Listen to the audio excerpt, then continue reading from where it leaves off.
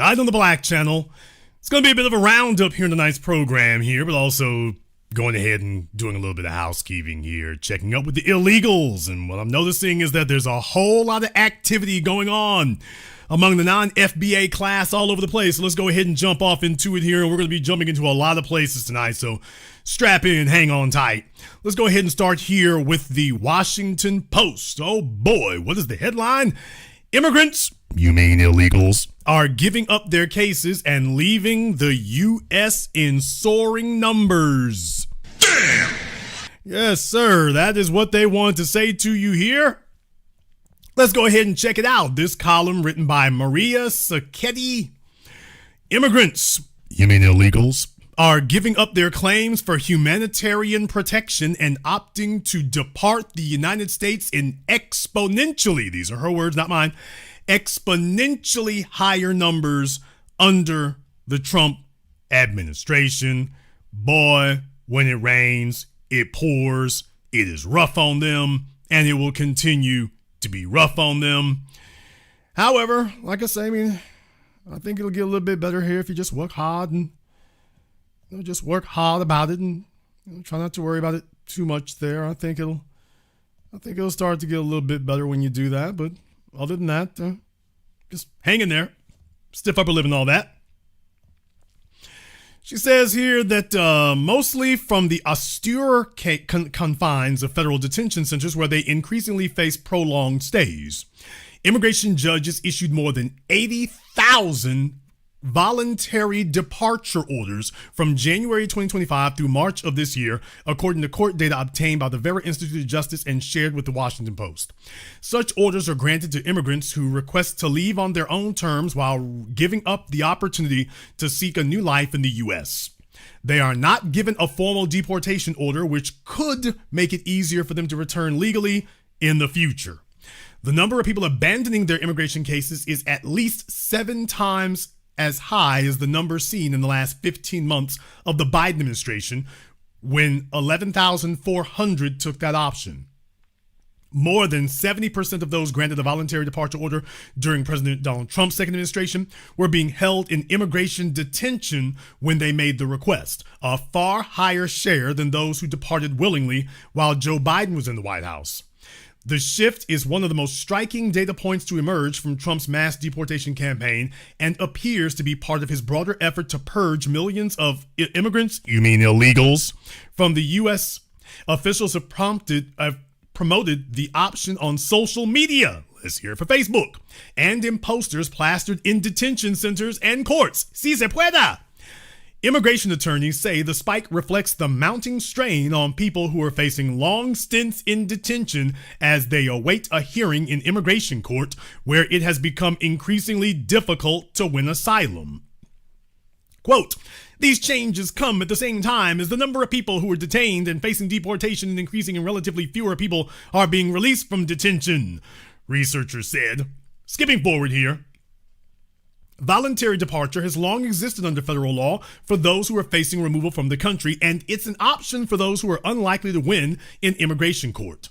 To qualify, immigrants cannot have a serious criminal record, serious, okay, and must demonstrate good moral character. They must depart within a specific time frame established by a judge and are typically required to leave at their own expense. Oh, don't worry, Spirit Airlines will get you out of here. I heard they got some planes available. The Department of Homeland Security declined to comment on the increase in voluntary departures and repeated its unsubstantiated claim that millions have self-deported since Inauguration Day. Quote, because illegal aliens know President Trump is enforcing our immigration laws. The agency defended its efforts to detain immigrants for the duration of their court proceedings, saying officials are seeking to deport those who arrived illegally under Biden. Quote, Biden and then Homeland Secretary Alejandro Mayorkas, both criminal by the way, recklessly unleashed millions of unvetted illegal aliens into American communities, and they abused many loopholes to do so, DHS said in a statement. President Trump and Secretary Mark Wayne Mullen are now enforcing this law as it was actually written to keep America safe. The immigration courts, which fall under the Justice Department's Executive Office for Immigration Review, did not immediately respond to requests for comments. Take a hint, Washington Post. During the first half of the Biden administration, judges issued an average of 750 voluntary departure orders a month. Those numbers began rising steadily after Trump returned to the White House and dispatched armed, masked immigration officers into cities to arrest illegal aliens who had been off limits under the Biden administration.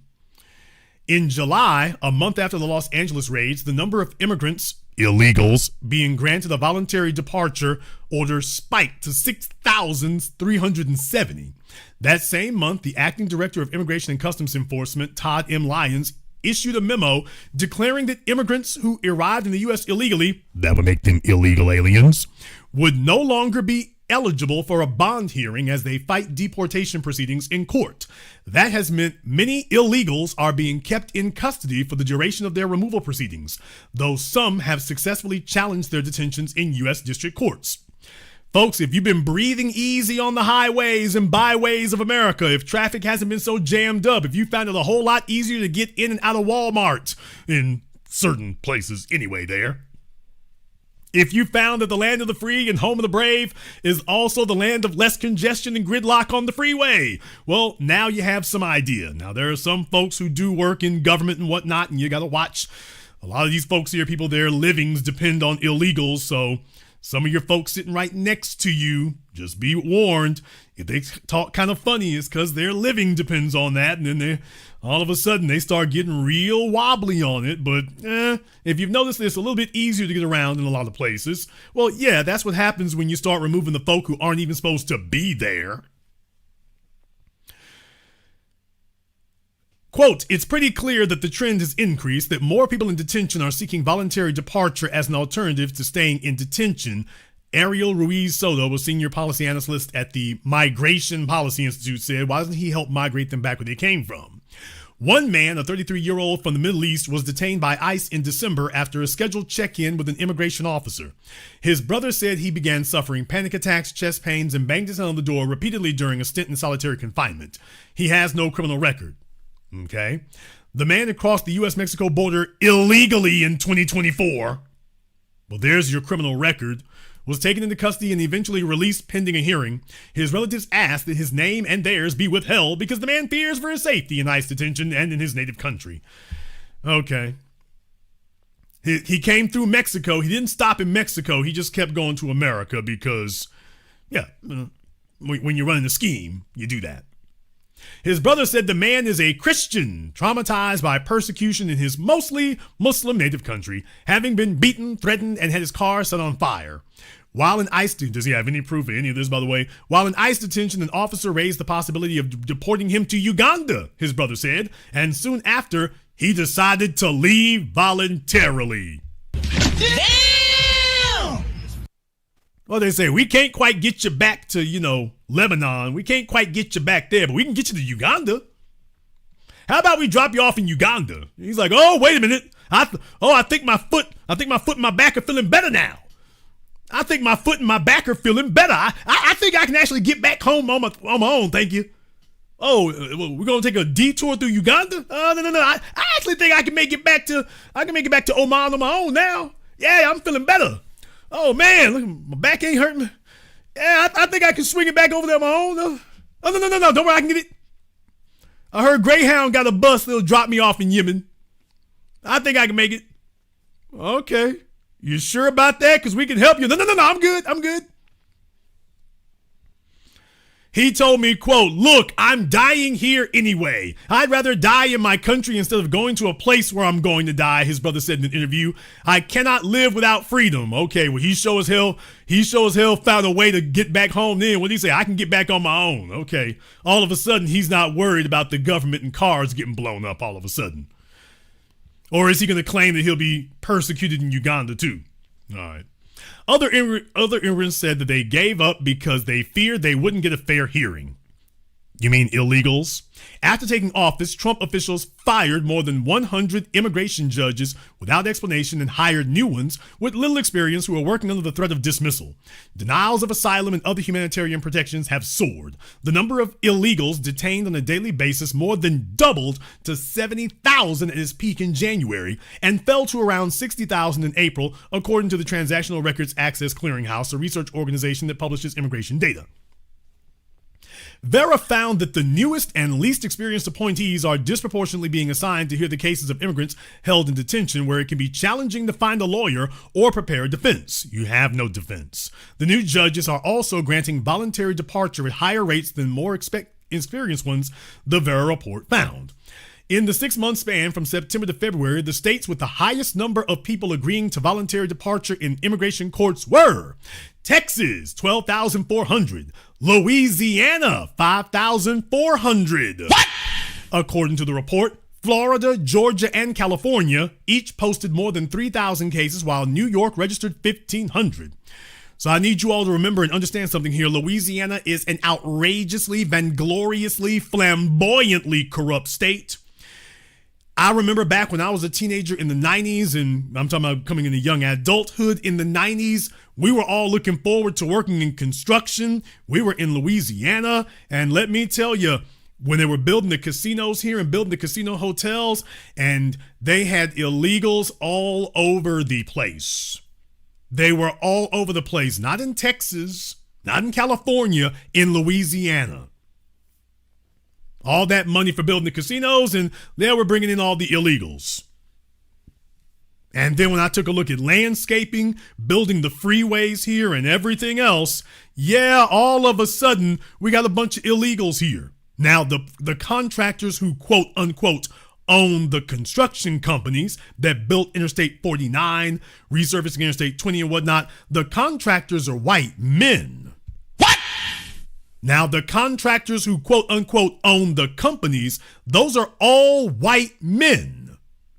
However, the labor that they brought in was all Mexican illegals.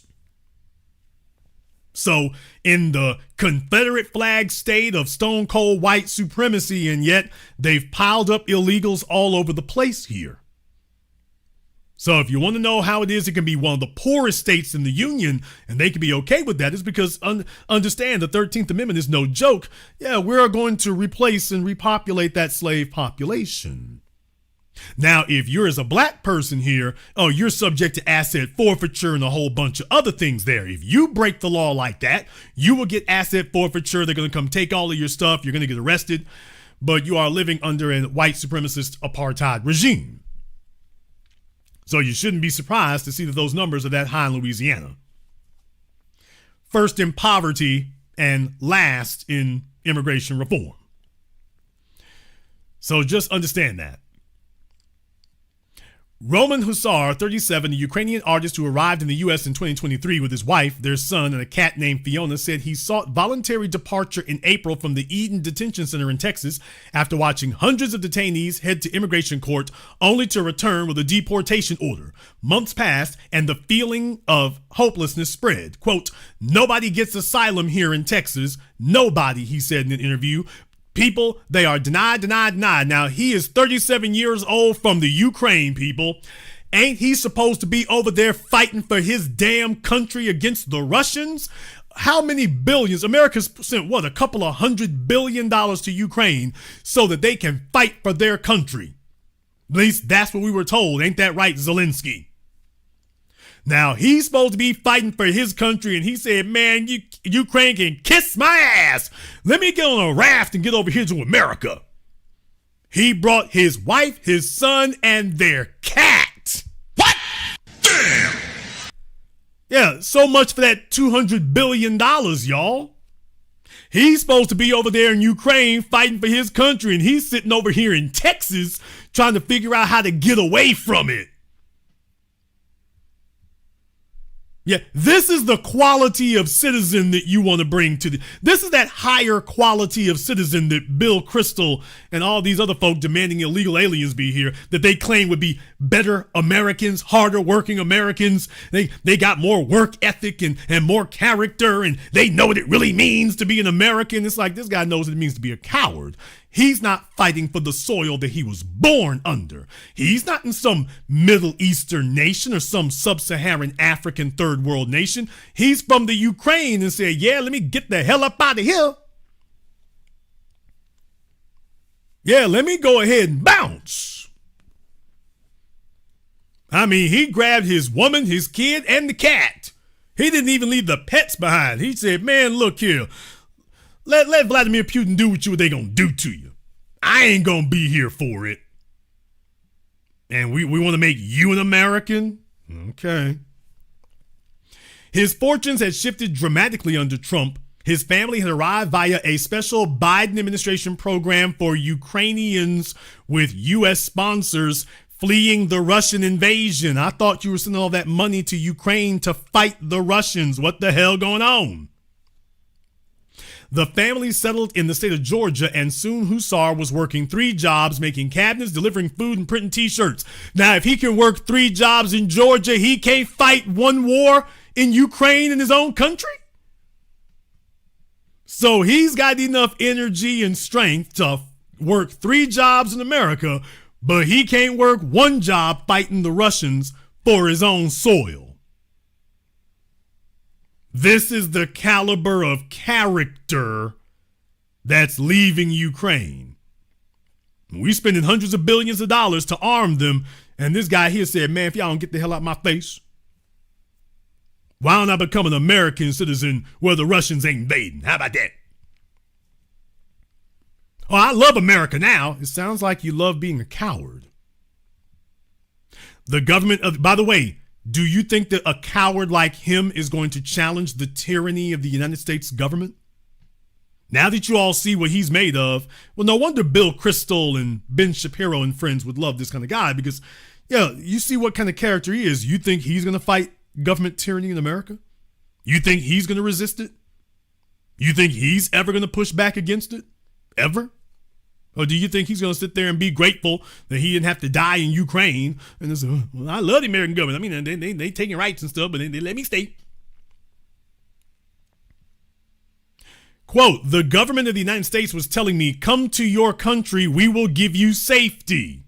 Interesting. So did the American people say that? Oh, no, Joe Biden, his crackhead son did. Okay. By the way, y'all, they got a picture of him sitting up here. Let me go ahead and show y'all right quick. You know what? Let me go ahead and show y'all this dude right quick. I want to show y'all what this dude looks like right quick so you can all see that this is the fella here who wanted to run. I mean, he wanted to flee fast as he could get up out of there so that you all can see this is the caliber of individual they want to bring over here on top of everything else. They want to bring him over here because these will be the better Americans, and already I can see some things that make some stuff here look a little suspect on his part. You hate to cast aspersions on things, but I already see a couple of things that make me think, might be a reason for some of this nonsense that I'm seeing from him. And please keep in mind, they left him here for years. They were like, well, we'll see if it works out. They left him here for years to say, well, Hussar, we know we're fighting a war in Ukraine, but we figured, why don't you come to Georgia? Now, this is a picture of him on your screens. That's him right there. That's him right there. Now, you'll forgive me if I'm picking up some LGBT vibes. Well, I hope his wife doesn't mind, but I'm picking up some LGBT vibes for some reason. I don't know why. I'm not sure why. Just there's something here that, has me suspicious of that. So this is the guy who wanted to leave Ukraine and said, man, damn, fighting for my country. Let me over to, they said, y'all said I can come to America. This is the kind of individual that Joe Biden said, well, sure. He didn't stand up against the Russians on his own soil. You think he's going to stand up against the tyranny of the United States government over here? Of course not. Of course not. It says that Trump suspended the sponsorship program for Ukrainians shortly after taking office. Hussar said officials never processed his applications to renew his permission to remain in the U.S. or for temporary protected status. He doesn't need to be protected. He needs to go fight for his home. Still, he said, he hoped to stay. I'm sure you did. He had settled into life in Georgia, paying taxes and cheering for the Atlanta Hawks. Shouldn't he be cheering for his Ukrainian countrymen? Last summer, he attended Burning Man in Nevada. Wow, that was quick. Where he organized an art display at the event that he hoped would renew attention on the conflict in Ukraine. Nigga, what?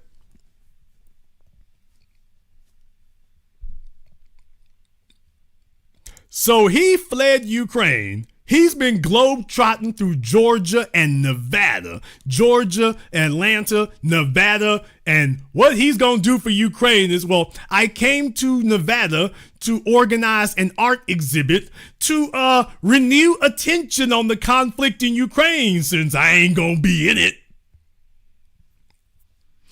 Yeah, y'all, he wants to bring attention to the conflict in Ukraine. What he doesn't want to do is go and defend his country. So he's come here to talk to us about Ukraine. He was already over there, and he gave so much attention to Ukraine that he got the hell up and bounced. So he's in America and wants to tell us about the virtues of a place that he fled from and won't go back to. But he wants to come over here and advertise for it. This is the level of dirtbag coward they're bringing over here. The story goes on to say, then police in Texas. What? Folks, Atlanta, Nevada, Texas? What the hell? Police in Texas pulled him over in September. He was driving home to Georgia from Burning Man, and officers arrested him for possessing marijuana. Nigga, please. Which was legal in Nevada, but not in Texas. So that law-abiding citizen, right? Yeah, he came to America so he can flee the war and so he can get blunted out. This is the caliber of high quality individual that they want to bring over here and integrate into the American population. Can't you all see how great he is? Yeah, a stand-up guy. Officers transferred him to ICE and attempted to deport him directly to the war zone he had fled. Why? This woman who wrote this article, she is a degenerate piece of work. The war zone he had fled, don't you mean his home country? Yeah, the woman who wrote this article, you can tell she's like, look here, if the war break out, she gonna see if she can just sex her way through World War III. She's like, whoever in the hell is winning, that's who she gonna lay down for. And she's like, whatever I got to do, get out the war zone. Whoever is winning, that's how I became a writer for the Washington Post. Whoever is winning, that's who I'm gonna lay down for. So, damn our home country, whoever gonna give me some benefits. He presented a judge with letters of support from relatives who are U.S. citizens and his church pastors, but he was denied a bond hearing. Quote, I was expecting real justice, and you got it. Y'all hear this bastard? I was expecting real justice, he said in an interview. I was really surprised. He was expecting real justice, and you got it. You asked to come into the country. You were told no. He's saying that's not justice. What the hell? This I'm white and I say so thing, man. Come on now. Homeland Security officials said in an email that Hussar, quote, broke the law while his applications to stay in the U.S. were being processed and was placed in deportation proceedings. The officials did not explain why they tried to deport him to a nation at war. A nation at war. This woman who wrote this article, like I say, it's just, I don't know. This is just the level of individual who gets hired at the Washington Post to write. So Jeff Bezos' money to defend illegals, because he's like, he'll be damned if he's going to work at the fulfillment centers to pay for his, I guess, trophy wife, single mom's breast implant surgery. He said he ain't paying for it. The misdemeanor marijuana charges were dismissed, so she's going all into defense mode here. Man, ain't you supposed to be just writing? Okay. You're supposed to be just writing, ma'am. He had intended to seek asylum on religious grounds, noting that he is a Christian who was in a religious musical band and a conscientious... Boy, this fella here, y'all... Nigga, what? Folks, do y'all hear this garbage? I'm reading it for you directly. It says that he intended to seek asylum on religious grounds, noting that he is a Christian who was in a religious musical band and a conscientious objector. If he were deported, he said, Ukrainian authorities could imprison him for refusing to fight. Why didn't this scumbag female who wrote this article, why didn't this low-life heifer say he would be imprisoned for desertion? Isn't it amazing that people who live under the courage and protection of others are usually some of the biggest proponents against the people who are protecting them? They have no spine or whatever. She's just like, look, I'll just whore my way through the war. He said if he were deported, he could be imprisoned for refusing to fight. There's a word for that. It's called desertion. He's not being asked to fight for somebody else's country the way that American soldiers are asked to go to the Middle East and fight for somebody else's country, the way American soldiers were sent to Vietnam, to Korea, to all these other places to fight for somebody else's country. He was actually being told to fight for his own. And he said, man, to hell with Ukraine. And the woman writing this article is like, yes, we need to defend cowards everywhere. Now, if she was getting the brakes beat off her ass in the subway in New York and this fella deserted her, she'd have a whole different attitude. So it's a whole lot different when you're sitting in your efficiency apartment somewhere in New York talking crazy. No, he said if he were deported, Ukrainian authorities could imprison him for desertion. Or he could die in war. Quote, I'll be killed, he said. Man, can you imagine being married to this lily-livered ass coward up here? Getting ready for the pride parade. So he's got some woman he claims is his wife being his beard. And yeah, look, I mean, just coward through and through. This is the best example this woman could find for this story. He's the best example she could find. As his final hearing date approached, he was assigned one of the Trump administration's newly appointed immigration judges, Jared Kennedy, a former prosecutor in Texas who had no stated immigration experience in the press release announcing his hiring. Jennifer Payton, Hussar's attorney and one of the immigration judges Trump officials had fired without explanation, told Hussar he had a strong case, but he was unlikely to win and could face deportation to Ukraine. He didn't have a strong case. He had a terrible case. Hussar withdrew his asylum application and asked the judge for permission to go to Turkey or Poland, not Ukraine. Kennedy agreed. Payton said leaving voluntarily gave Hussar the option of trying to return to the U.S., quote, when things are different in his country and in our country, perhaps. But she said it was voluntary. Quote, this type of voluntary departure is not voluntary, it's coerced. No, it's not, Miss Sacchetti. Y'all got to understand, weirdo chicks, some of these weirdo millennials, they got jobs and just like, I ain't gonna go fight. We know you ain't gonna fight, ma'am. So this was the best example she could find, y'all. A Ukrainian coward who is like, send me anywhere except to defend my home turf.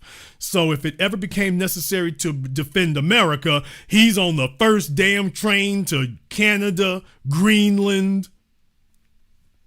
He'll just be on the first train leaving somewhere else.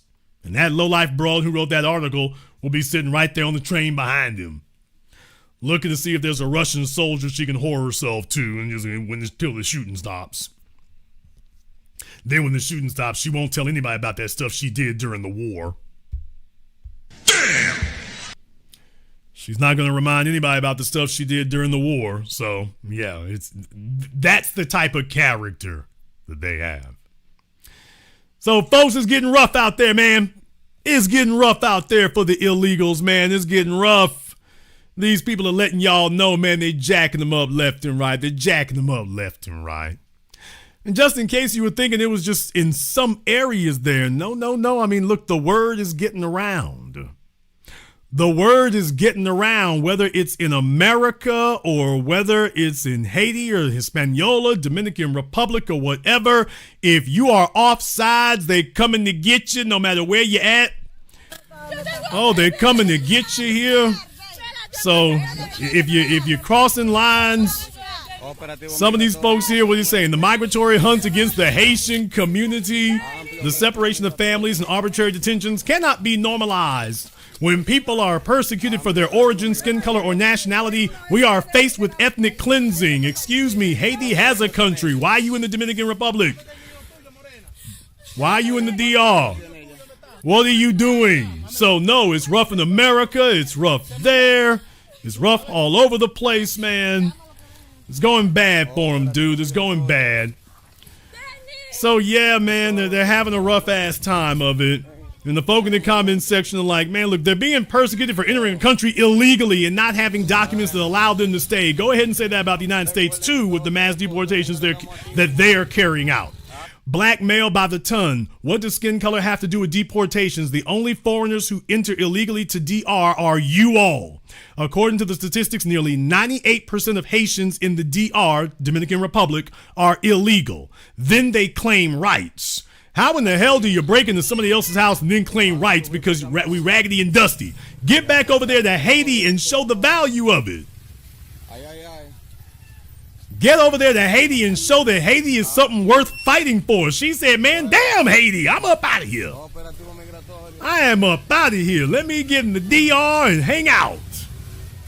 Okay. I mean, we raggedy, we dusty, we bummy.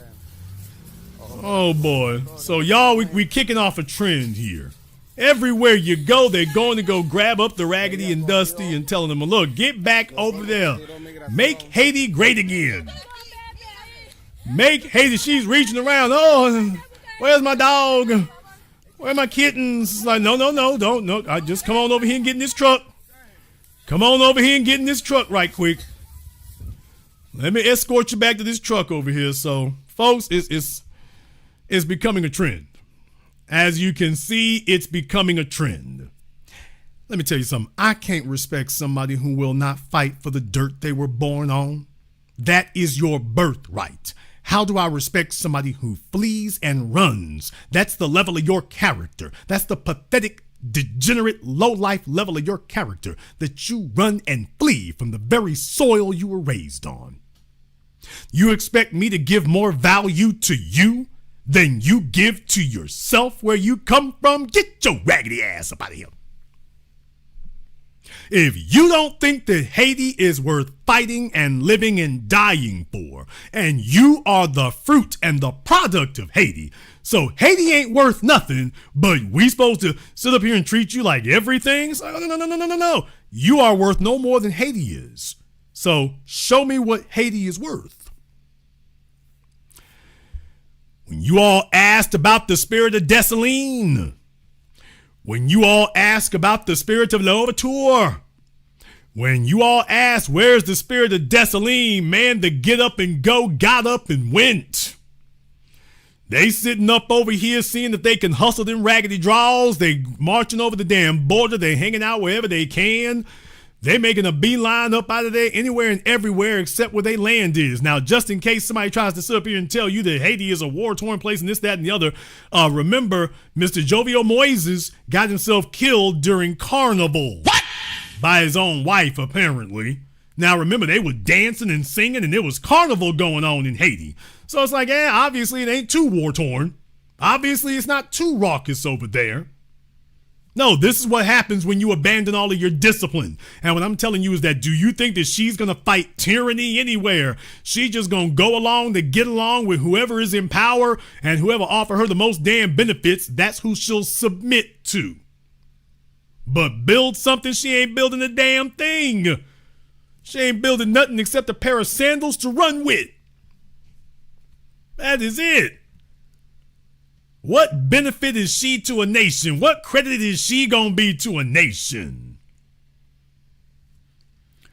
And then they try to brainwash you into believing that this is the best and brightest and the most valuable. Man, are you crazy? Don't you know I got eyes? Don't you know I got eyes? She looking rough and tough with her afro puffs. Damn. Okay, but she ain't using it in Haiti. She's like, man, damn Haiti. Let me cross this border, any border. Let me go to any border. I don't even know what border, just whichever one you got. Let me, the closest border I can get to, I'm over it. Man, do y'all see these damn people? Do y'all see these people? Then there's some others. There are some others and whatnot, y'all, and they are getting their wake-up calls. They are getting their wake-up calls too, and all of a sudden they would like to change the subject to something else is what they would like to do. All of a sudden they got a whole different attitude about things. Case in point, one Luther Campbell. Nigga, what? Yeah, y'all, case in point, one Luther Campbell. Why, Uncle Luke from the pornographic 2 Live crew, the ironically named 2 Live crew. Because it's like, by the way, y'all, how many fellas were in the 2 Live crew? I originally remember counting 4. So it's okay. They weren't great musicians, weren't great mathematicians either. If y'all think I'm lying, just go back and go take a look at the original roster. I'm like, 2 Live crew. How many of y'all are there? 4. Are you sure about this name? Yes. 2 Live crew. Number 2. 2 Live crew. How many of y'all again? In any case, Uncle Luke would like to lecture us about DEI. He said DEI's aim was to discredit black achievement by framing success as something other than merit. And then he says they included white women to dilute the focus, suggesting that any black person's success, regardless of their prestigious education or accomplishments, was somehow less valid. DEI was designed to cast a shadow on black excellence. Oh, do tell. What was DEI? DEI, diversity, equity, inclusion. They use DEI to make it a black thing, a black stain on black people. And yeah, they try to slide in women to make it, you know, oh yeah, DI with women, white women. They try to slide in to put a little cream in the coffee, if you know what I mean. DI was designed for you to look at every African American who achieved something in their life, whether they have tons of degrees, whether they are scholars in Harvard and Yale and Princeton and Howard and FAMU and all of these, these top of the line, upper echelon universities, and still achieve these goals and became rocket scientists and being great doctors and lawyers and pilots and you name it. They wanted to sell to the world, which they did, that DEI, that discredit. DEI was to discredit any African American for his or her achievement. And they try to put the white women in there to put the little cream in the coffee because they had them grouped in all black people who have higher learnings, who have succeed and who have made great with their life, and they called it DEI. Okay, that's a lot of syllables for Luke to be using there, but as you all can see, all of a sudden, you know, folks, whenever they want to appeal to the masses, whether it's Roland the bowling ball, whether it's Luther Campbell, whether it's Candace Owens. What? Oh, man. Whenever they want to appeal to the masses, all of a sudden they start talking like the Black Channel, and all of a sudden we ain't talking about illegal aliens no more. We start talking about white supremacy and racism. Now, ain't that something? Now, when Uncle Luke is sitting in the television station standing up for illegals, He didn't say a word about white supremacy and racism when he was talking to that white woman, remember, a few weeks ago? He didn't say anything to her about that. Then all of a sudden, here this comes. So ain't that amazing how that works, y'all? Ain't that amazing how that works? They will just deny it and ignore it until the bitter end, right up until they are forced to have their backs pressed against the wall. Then all of a sudden they want to acknowledge white supremacy while they spent most of their time enforcing it through omission. Okay, then they jump up later and all of a sudden there's a problem and white supremacy is an issue. All of a sudden. Ain't that funny how that works, y'all? Ain't that funny how that works? You know, I want to get into something here. I want to get into something I really, really do. You know what? I want to get into this and I don't want a bunch of interruptions for it. So let me go ahead and just jump on this right now. Let me go ahead and just jump on it right now. Case in point here, folks, I think I was just mentioning Candace Owens and I was going to cover this before, but I didn't get a chance to do so. I was going to talk about this last week. Wasn't able to. But Candace Owens responded about Trump. Why, y'all, she responded about Trump and responded about that Time magazine cover. Well, Candace did say something. Hang on to your boots, people, when you hear what it was she said. Now, first of all, she confirmed something I said about where she was in life at the time that she had that picture taken. What you look like, okay? You have low moments, you get through them. And I will say that never, when I went through that, and to people who are sick and going through things, never could I have imagined that my lowest moment would one day become President Trump's lowest moment. All right. So first of all, I'm very glad that Candace Owens confirmed that for us here. Very glad that Candace Owens confirmed that picture of her looking rather disheveled, that was at the lowest point of her life. And it was right after that she gets mobbed up with Turning Point and PragerU and all that. So yeah, at the very lowest point of her life was when they came and said, you know what, we think we got a bailout for you, brown sugar. So that was when that occurred. So she has confirmed every word I said, but we're not done just yet, folks. I want to jump forward here just a little bit. We're going to jump forward just a little bit. And people, listen. I'm not even going to prep you for this. Listen to what she says next. Until I could make time for it. You weren't even worth interrupting my holiday in Italy. So she's talking about Donald Trump right now, as a matter of fact. Let me back it up a little bit. She's talking about Donald Trump making that Time magazine post about her. She's talking about him. Say real power never has to name itself. I am MAGA. I built MAGA. I am loved 100% by the people. Just look at these polls. It's like, come on, old boy. Who are you fooling? You know? You weren't even worth replying to until I could make time for it. You weren't even worth interrupting my holiday in Italy to address. Okay. And let's now address the words on the cover of the magazine, which to a lot of people sounded oddly racist, honestly. This particular portion accusing me. Nigga, what? Oh, please. Yeah, y'all. Oh, your Humpty ears do not deceive you.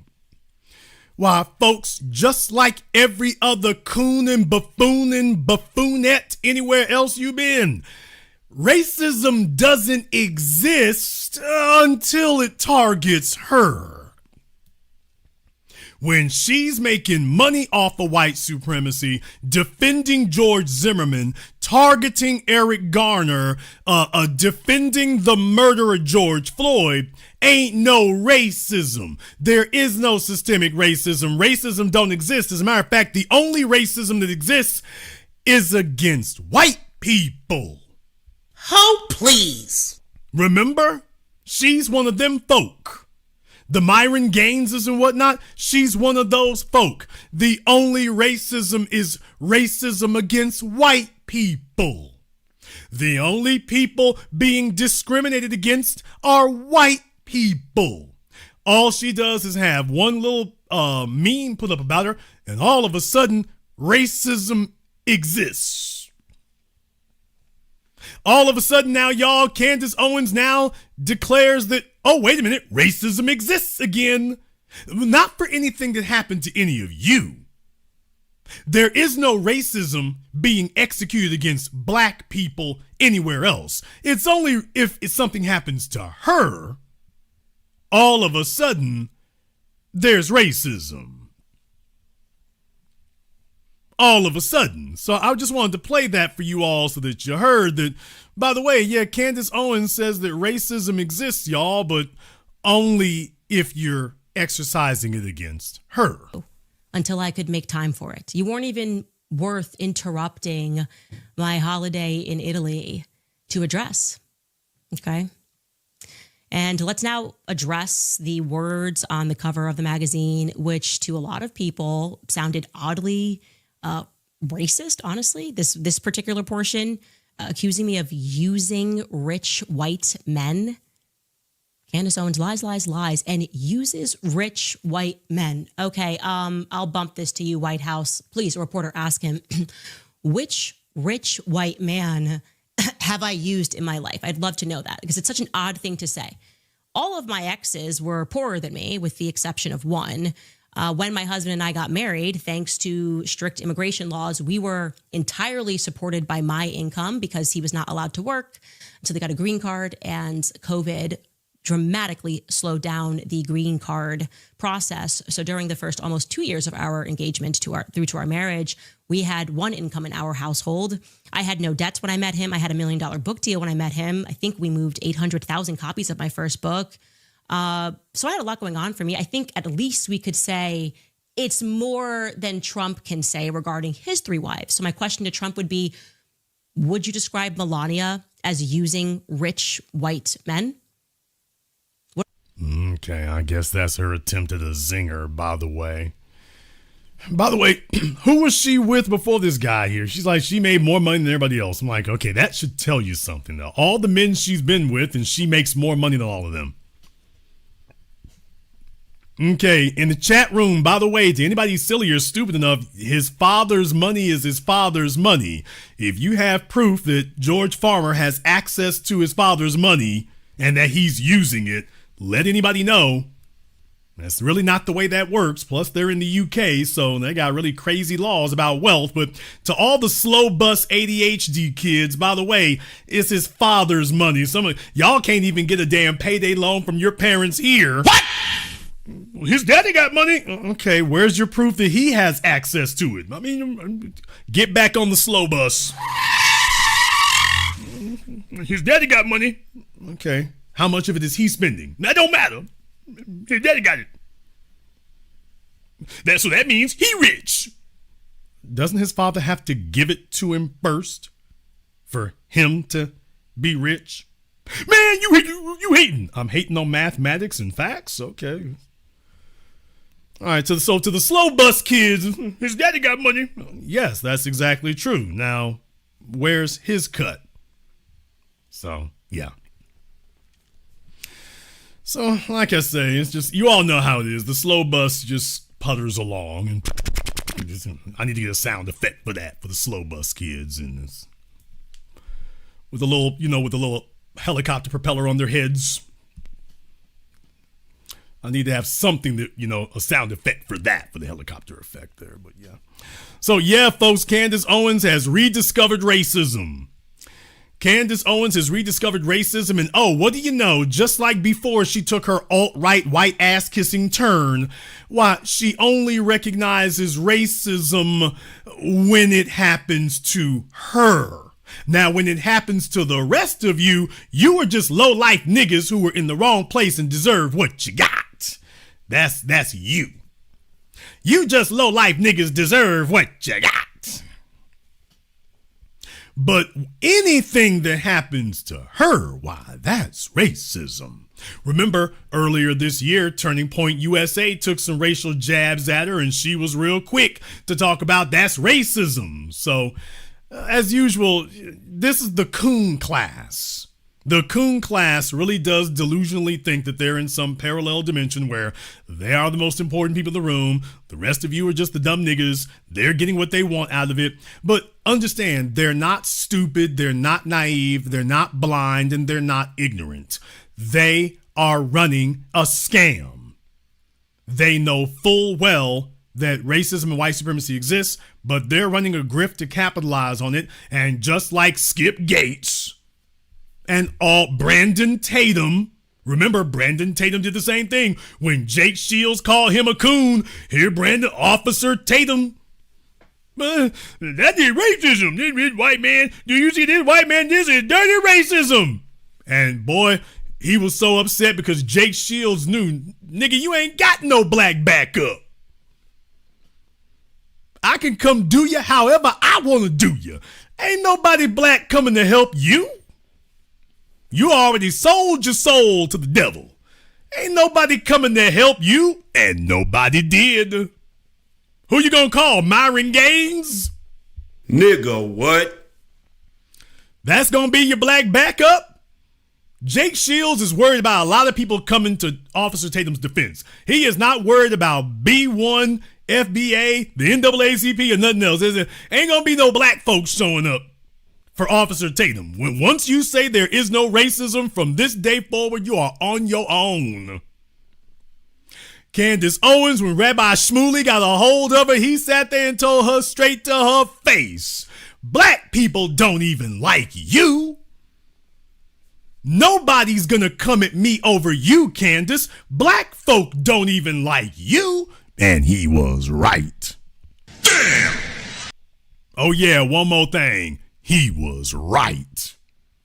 And all she could do is just sit there and take them bolos and elbows. Cause he was so right. Ain't nobody coming to help you, ma'am. Ain't no cavalry. Ain't no black backup. You ain't getting nothing but an ass beating. That's it. So here she is, and Trump knows the same damn thing. Trump knows ain't no black folk coming to help you, Candace. I can get buck wild on you. You have no black support. You can scream racism all you want to. The black folk gonna be they gonna all lower their glasses. Oh, excuse me, Candace? Racism exists now? You gonna try to yell racism against me? The black folk gonna be like, hey, so Candace, you believe in racism now? Because you sure didn't before today. So all the questions they have are gonna be for you, Candace, not for me in the White House. We cool up here. And that's exactly what the hell happened. So, ladies and gentlemen, this is not 3 weeks ago. This is 10 days ago. Candace Owens was yelling and screaming racism when they pointed out that she chases white men. Racism. That was her response to it. Well, that sounds racist. Well, Candace, it sounds to me like you're just looking for racism and you're just complaining and you're looking to be a victim. Why don't you just deal with the points that they made? Because now you sound like you're just looking to be a victim, Candace. You're just looking to be a victim. Ain't it funny how that works, folks? So yeah, the illegals, the tethers, everybody, they are in an uproar. When their backs are put to the wall, they don't go talking about America. They talk about being black. When their backs are against the wall, this is what happens. This is how it goes down right here. And that's why I'm reminding you all that eventually her number is going to come up. Eventually, they're going to send her out to pasture. Eventually, they're going to put her on the roadside for pickup. It's coming. Mark my words. It's coming. She's going to do everything she can to avoid it, but it's coming. And when that day comes, she will be begging black folk for support and begging black folk to come back her up and begging black folk for solidarity. That's what she'll be doing. She'll be yelling racism. She'll be talking about white supremacy. She'll be screaming for black solidarity. And I'm going to be there to tell her hell no, heifer. And deal with it. We're going to be right there to say that. If racism did not exist when you were talking about the Trayvon Martin hoax and the George Floyd hoax and attacking black people, and you sitting there talking about Black Lives Matter and thugs and rioting, okay, if white supremacy did not exist then it's never going to exist for you. And when white supremacy sinks their fangs into you, which they're currently beginning to do, it ain't gonna be there for you either. Yes, I'm aware about Laura Loomer's comments and whatnot, and like I say, that doesn't make her any less of a psycho-degenerate white supremacist, so I'm not gonna sit here and give her any sort of accolades or any sort of support there. This is an all villains cast. They are all villains. They're all monsters. They're all dogs. They're all low lives. So there are no heroes in this picture except those of us over here on our side, and we're not involved in it. But for all the folks out there, no, this is an all villains cast. This is an all villains cast. So in my world, the perfect scenario is that they all wipe each other out. The perfect conclusion to all of this for me is that they all annihilate each other.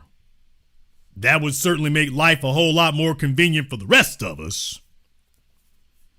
Although it does assure one thing, by the way, that when they all finish knocking each other's brains out clean through their ears, whoever is left standing will be monumentally weaker for it. So it doesn't matter which one of them survives the fight. Whoever survives is going to be so badly damaged that they will be a much weaker version of their former selves. They'll be a weaker version of their former selves. So as far as I'm concerned, arm them all to the teeth. Arm them all to the teeth. Give them every form of weaponry, every form of armament, every form of assault apparatus. Give them every type of device of war you can imagine, and just let them go at it with reckless abandon. Let them do it. As a matter of fact, keep arming them, keep feeding them, keep fueling them. Let's let them rock each other until they burn the hell out. That would be the best outcome. That would be the most desirable outcome for all of us, is what that really would be. That really would be. And we have a very real possibility of that happening, by the way. There is actually a very real possibility, and I would even say probability, of that being the outcome that occurs, is that they could end up doing that. They could end up doing that, especially if it looks existential for them like it currently is. Why, they could keep going at this and keep doing that, and yeah, next thing you know, there won't be anything left. So that would actually be the desired outcome for all of us. Let's stick around and see. However, you might disagree. Therefore, we've gone ahead and pinned the link to the Zoom there in the chat room for you all. So you can go ahead and check that out. You are more than welcome to click on the link, sit back, smile, and dial. And you are welcome to join us as always. I want to thank everyone who has contributed to support Nice program on PayPal, Super Chat, Venmo. Shout out to Nancy King. Salute to TBA, and thank you for being our anchorman of the New Black Media. Shout out to you, sister. We appreciate that. Also here to Paul1701. Thank you very much for your support here as well. Descendant Layer 8385. Thank you very much also. Shout out here to my man, Mr. Richburg, as always. Thank you very much for your support, brother. We appreciate that. To Andrew L. Logic Before Emotion, Fear to None, Jay Grantism, and everybody else who has contributed to support Nice program on PayPal, Super Chat, Venmo. Thank you all very much for your support there. We appreciate that. We're going to take a very brief commercial, non-commercial break. When we come back, folks, Folks, when we come back, I have a story I want to cover when we come back here. I'm not trying to juice you. I'm not trying to lead you on. I assure you it will be worth your while. Stick around. You're not going to want to miss this. We're going to take a very brief commercial, non-commercial break. When we come back, you want to be here for this. This is the Black Channel.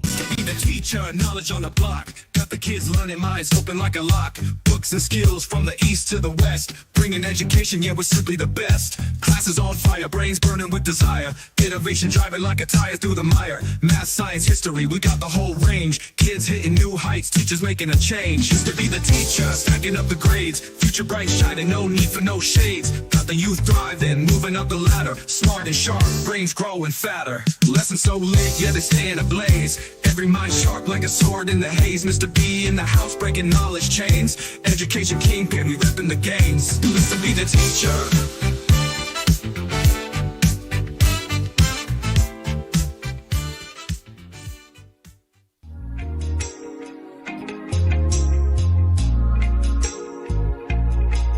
Order yours today to experience all the benefits of Ash Kickin' Body Butter.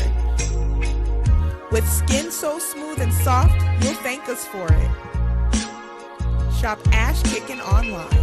That's ASHKICKIN.com.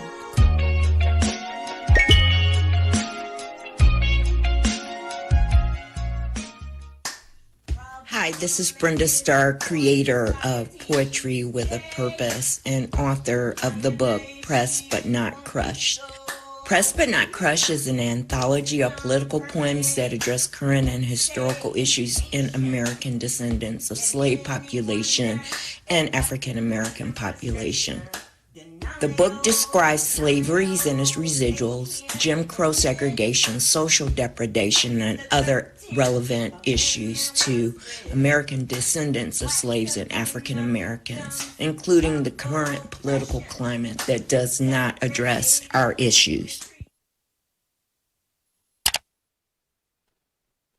This is the Black Channel. I am your host, your brother, your humble servant, the Black Authority. Very glad to be with you all here this evening. And as promised, if I have that big of a wind up and that big of a pitch, then you know you better be able to deliver if you say something like that. I'd like to remind you all of a little something here. If you all will kindly remember, I gave a challenge out to Roland the bowling ball. I let him know that, hey, look here, dude, let's go ahead and sub this call since you think you want to educate us about some things and whatnot, because B1 ain't running from a damn thing. Well, folks, it turns out that Roland Martin actually came to my city, Shreveport, Louisiana. And they went, I think, to Mount Canaan, and they were to talk about the situation that happened with the 8 children that were killed in that very horrific incident there that we talked about here before. It was a very, very terrible thing there. So he came to speak. I'm not aware of it. I didn't go. I wasn't even aware. I wasn't even aware until after he left, which is pretty much what happens every time he comes to my city. I was not aware what the hell was going on until after he had left. Had no idea. However, it's starting to become a pattern for Roland. When Roland comes to my city, or when he comes to my state, if he comes to my state, much less my city, you'll all remember that a couple years ago, Roland came to New Orleans for the Essence Festival so he could dance to some 1988 music. And bad things happened after that. Well, folks, he came to Shreveport, and unfortunate things happened there as well. So he went, they all got together, they did their talking things. That was all great and wonderful. But then Roland takes to Facebook and posts this. To all my Shreveport peeps, dude, you ain't got no Shreveport peeps. Deal with it, nigga. You ain't got no Shreveport peeps. Y'all, he said to all my Shreveport peeps, If y'all see someone trying to sell this, you can see the picture of it on your screen. If y'all see somebody trying to sell this, or all of a sudden it's in their house, that means they stole it from our Black Star Network bus. As my team was packing, they noticed our backup portable power unit was stolen off of our bus as it was parked at Mount Canaan Baptist Church, where we covered the town hall in the wake of the deadly shooting that left 8 kids dead. We are working with the church to identify the thieves on their security cameras. That's a $2,000 portable power unit that we now have to replace. So, folks, he came to Shreveport, sneaking through. I don't know if he thought he was grandstanding or not. I'm not going to subscribe motives to it. I'm just going to assume the best. But yeah, y'all, Roland found out where he was at. I mean, they got him right there on the bus. I know some of y'all think the city you come from is rowdy. I know some of y'all think the city you come from is scandalous. I get that. Understand, my city is different. My city is a whole different type. You come through and you think, things seem pretty quiet. Then you find out why we keep making the news. So Roland got here to Shreveport and figured, I'm from Houston. I don't need to worry about no Shreveport people. You got on that bus now. Hey, where y'all put my generator? Hey, y'all need to bring back. Y'all need to bring my generator back. Okay, Roland. What do you say? We checking with the bus? We checking with the cameras here? Which one of y'all took my damn generators? Dude. He found out the hard way. Well, he say y'all niggas is motivated. He's trying to figure out how the hell they got it off the bus. How did y'all walk off with it? He found this is a creative group in Shreveport. Them Shreveport criminals different. Yes, sir. As soon as y'all went up in the place, he's like, how'd they get on the bus? How'd they get the generator out? And then when he said, if y'all see someone trying to sell this, or all of a sudden it's at their house, like, what do you think, Roland? If it's at their house, all right. So, folks, now, a couple of years ago, remember Roland was leaving New Orleans trying to get ahead of me? And they flipped their Sprinter van, remember? So the Sprinter van got totaled. He tries to buy another one and he claims that the woman cheated him out of his money. Now he came to Mount Canaan and now once again, he's copping pleas that something else happened. Have y'all ever seen a Negro who has this many insurance incidents happening to him in such a short frame of time? What? Every time we turn around, Roland is complaining about something. Is some sort of property action happening? Roland's trying to make a claim every time we turn around. He's making a claim. My Sprinter bus? Oh, my portable generator? It's like, Roland, I've never seen nobody who keeps having this much trouble in one state. Like, his troubles ain't coming from other states. His trouble comes when he comes down here to this one. Somebody's trying to tell you something, Roland. So, yeah, y'all, every time we turn around, Roland is trying to file a claim. He comes to Louisiana. I guess he figures there's no witnesses. So every time he comes here, he's trying to file a claim. Can y'all figure it out for me? Can you feel me? Can somebody figure it out for me? Because I don't quite understand. So, Roland, all I can tell you is go to Max's pawn shop. Go to Britain's pawn shop, dude. Because I think somebody said that down here. Check the pawn shops. I'm like, yeah, bro, you in Shreveport. Regular people won't even know what this is. It's like niggas is just holding backyard concerts in Shreveport all over the place. Hey, I got the generator finally. I always wanted one of these. Like niggas is having block parties every week and all they were missing was a portable generator from Walmart. So because Anchor, those are the folks who make my Bluetooth speakers and my favorite USB-C cables. So I'm just saying. And Roland, I'm trying to help. By the way, Roland, I'm trying to help. The brother trying to tell you, yeah, check with the pawn shops, actually. Somebody said, dang, next upgrade to a bus should be a 360 cameras, Roland. She's trying to help. She's like, yeah, about the next upgrade to the, quote, bus. I'm like, all right, okay. All right. So yeah, y'all, Roland got rolled again. He came to my city and got rolled again. So it's Roland is copping, please. Hey, if anybody seen this generator, I know he'll probably be looking on the video and stuff. That damn Jason Black. Hey, zoom in the back of the parking lot. I think I see a black Escalade back there. He's going to be trying to find every damn Escalade in Shreveport and looking in the back of the damn. This tent is too damn dark. It's going to be a bunch of that, y'all. I think I seen a license plate that said TBA. Let me see them over there. Pull over. That looks like the kind of Escalade he be driving. Them big ass wheels. Them big ass wheels. Let me look in the back of it. Y'all see his little short ass. If y'all ever see his little short ass waddling up to that Escalade, don't say nothing. Just call me. I don't give a damn where I'm at. I'm dropping what I'm doing and running out the store. I wish I would ever see him waddling up to it. Citizens arrest. And let me look at the back of this.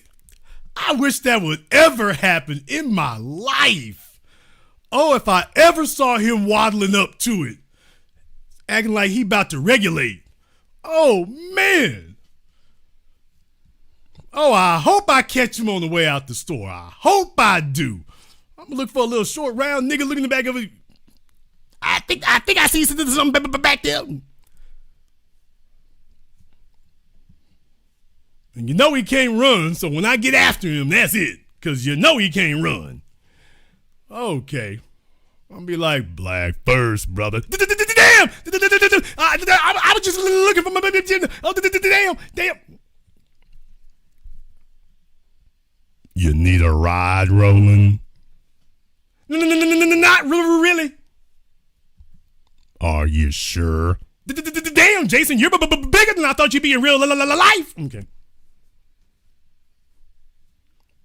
I didn't think you'd be this big in real life.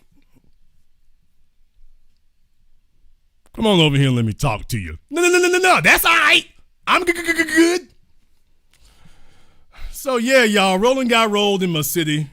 Rough time, y'all, rough time. So, we're going to put the APB out, y'all. If somebody sees a struggle generator going on somewhere, a portable generator somewhere, just Max's Pawn Shop, Britain's Pawn Shop, somewhere. That's going to be a hard-ass item to move. It's not a bunch of folk looking to do portable power generation. It's just not. We have electricity. I know Roland was shocked. We actually have electricity, so. But yeah, y'all, to my folks in Shreveport, APB is out. It's going to be a little stumpy power generator. It plays 90s R&B music. What?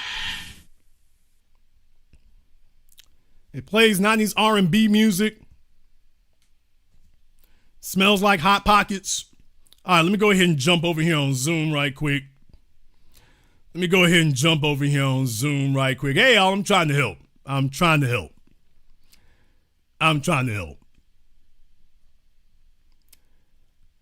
All right, let me see if we can get my man Blanco up here on Zoom for me here. Blanco, what's going on? What's up, Jason? Man, so look, man, the entire broadcast of tonight, you're basically saying that both Roland, Candace, and even these black immigrants who have been coming in for generations and for decades, they all serve the same purpose of explaining, of saying that black people are lazy.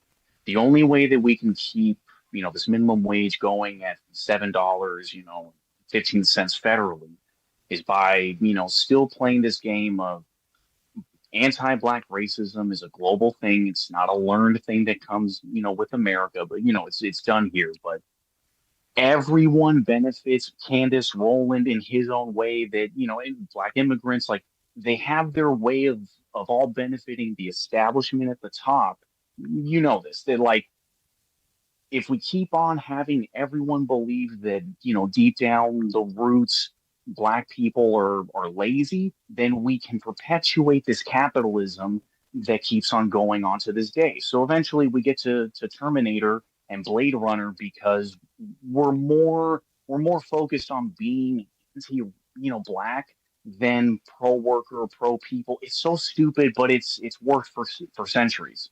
Yeah, I mean, if we can change your priorities, that's a big tactic to try to use. Can we change your priorities? Can we get you to focus on something else, So that's why, for example, one of the big things you hear is about classism. Remember, folk tried to make that wave for a while. That, it's not about racism, it's about classism.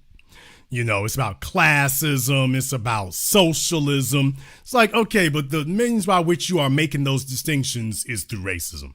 That's the means by which you're doing it. So all these other things are secondary. That's exactly what occurs there. So absolutely, that's the kind of thing they look for there. And that's why they've been trying to bang on us so much to try to get us to ride this illegal alien wave and whatnot. That's our fight too. It's like, well, yeah, we do have a stake in it, just not the one you talking about. We got a different one. So yeah, they didn't figure it was going to go that way. They really, really didn't. When you take a look at so many subjects that have risen to prominence in the last 10 years, whether it's the Middle East, whether it's Israel, whether it's the Democrat Party, whether it is what defines black empowerment, you're noticing a generational shift. That's what everybody's talking about. For the elderly people, all of them are still holding on to the old stuff. The folk in their 60s and older, they're all still holding on to, integration is the answer and, go to church and all this stuff here. But what they're noticing is that once you get to the people in their 50s and younger, anything, age of 32 or younger is basically the old folk are 60% in favor of the old way of doing things, whatever it is, You got to send money to Israel or the Middle East or whatever. However, with the younger folks, 60% are against it. So it's exactly the polar opposite when you get to around 32 years of age or younger. When you get to Gen X around 50, it's half and half. So it's not a majority anywhere until you get to the old folks. That's the only place that there's still a majority for that. So they would be the ones I don't give a damn where the nigga come from so long as he can change my bedpan. So it's just, I don't care where the illegals come from. And don't get me wrong. I mean, I'm a global traveler here, travel all over the place. When you go around America, yeah, there's certain places where that's very institutionalized, but I have to tell you that's not a positive thing. It never is. And that's the whole point of it. You don't have black unemployment where it is because you don't have enough jobs. You got it where it is, but you don't have it because you have too many jobs. You got it because you don't have enough. But you keep flooding the zone with these other people that folks are getting paid under the table. You got these white men who own these companies who are sitting up here having their sexual way with the females they bring over here. She's going to allow it if it allows her to have an anchor baby under whatever means it is. So that's the situation. But yes, there's a whole lot of trying to get us to find some other priority, anything other than focusing on white supremacy and overthrowing that. So they don't care what it is. And that's why it makes it very interesting. When you got folk like Gary Chambers and whatnot, and Gary only talks right about half the time. Okay, but then next thing you know, he's talking about abortion and smoking weed.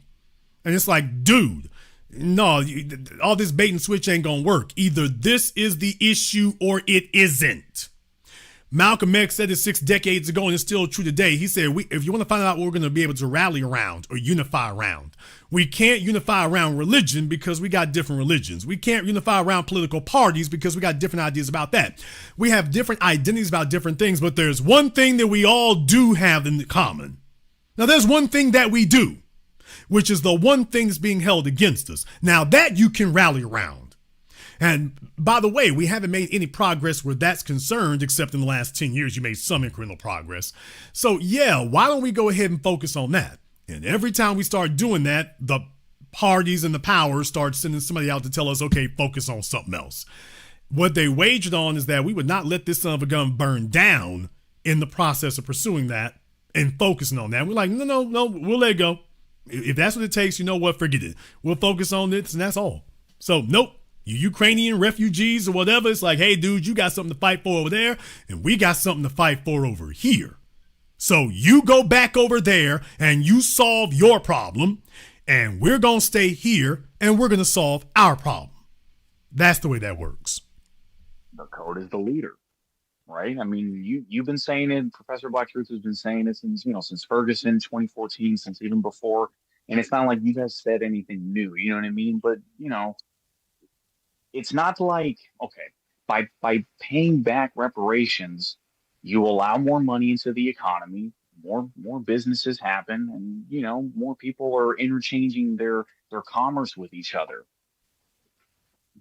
You have to then have like an institutional DNA hatred of Black people specifically to then not see that as a benefit to your country, then to let it burn down and all that and everything, and everyone's like, yeah, okay, that's cool, let's go. I'll vote the couch this next time. This next time I'll vote the couch again. Vote the couch again.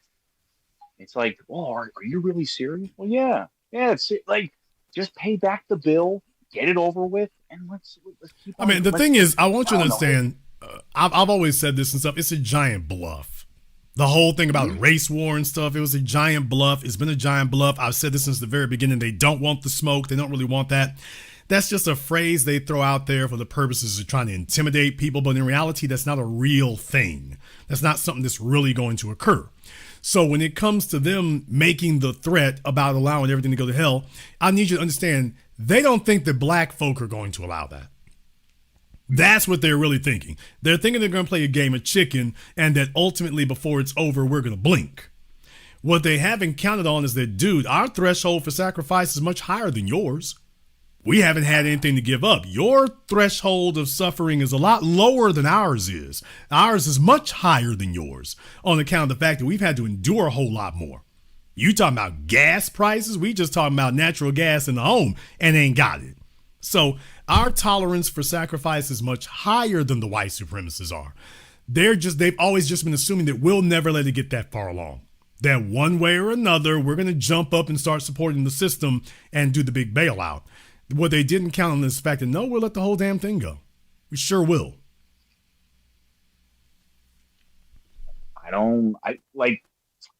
It's a broken clock, right twice a day. It's a circle that never, you know what I mean? This conversation can keep on going forever. I don't want to hold up the line, but you know what I mean? Like, man, I'm glad that we're all still here in 2026 to keep on fighting. Like this is ridiculous, man. But they'll let it get to $10 a gallon federally. Like they'll let every state do $10 a gallon before they cut the check. Bro, just fucking cut the check, dude. It's annoying at this point. Anyway, great broadcast. You're the best. Thank you for checking in with us, brother. We appreciate that. It's one of those things right there that you have to remember that. Y'all got to remember here that propaganda is a central core tenet of what they're doing. Propaganda, propagandizing it, getting you into a position of thinking that it's your job to save everything. It's your job to save everything and save everybody at your expense. There's the catch. The catch is that it's your job and your responsibility to save the republic at your expense. Your expense. And what we're going to show everybody here is that, you know what? Why don't we just go ahead and let the Mad Max thing happen? How about that? If you are that committed to it, why don't we go ahead and let that happen?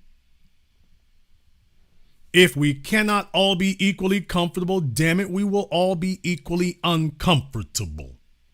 But this idea that Black folk are going to be maneuvered and sent into a wasteland and everybody else is going to be living fast, it's like, no. No, everybody get ready for your wasteland ticket.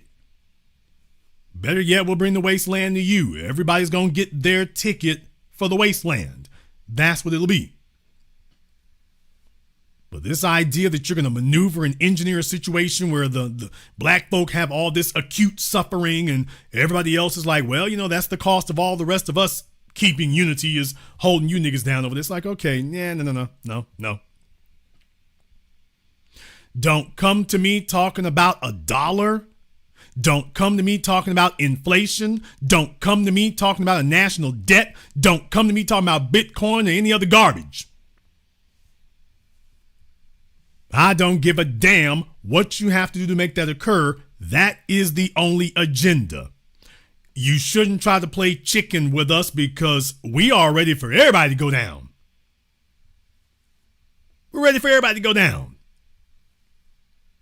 This game you play where you've got unlimited funds to bring Ukrainians and Afghans and Mexicans and South Americans.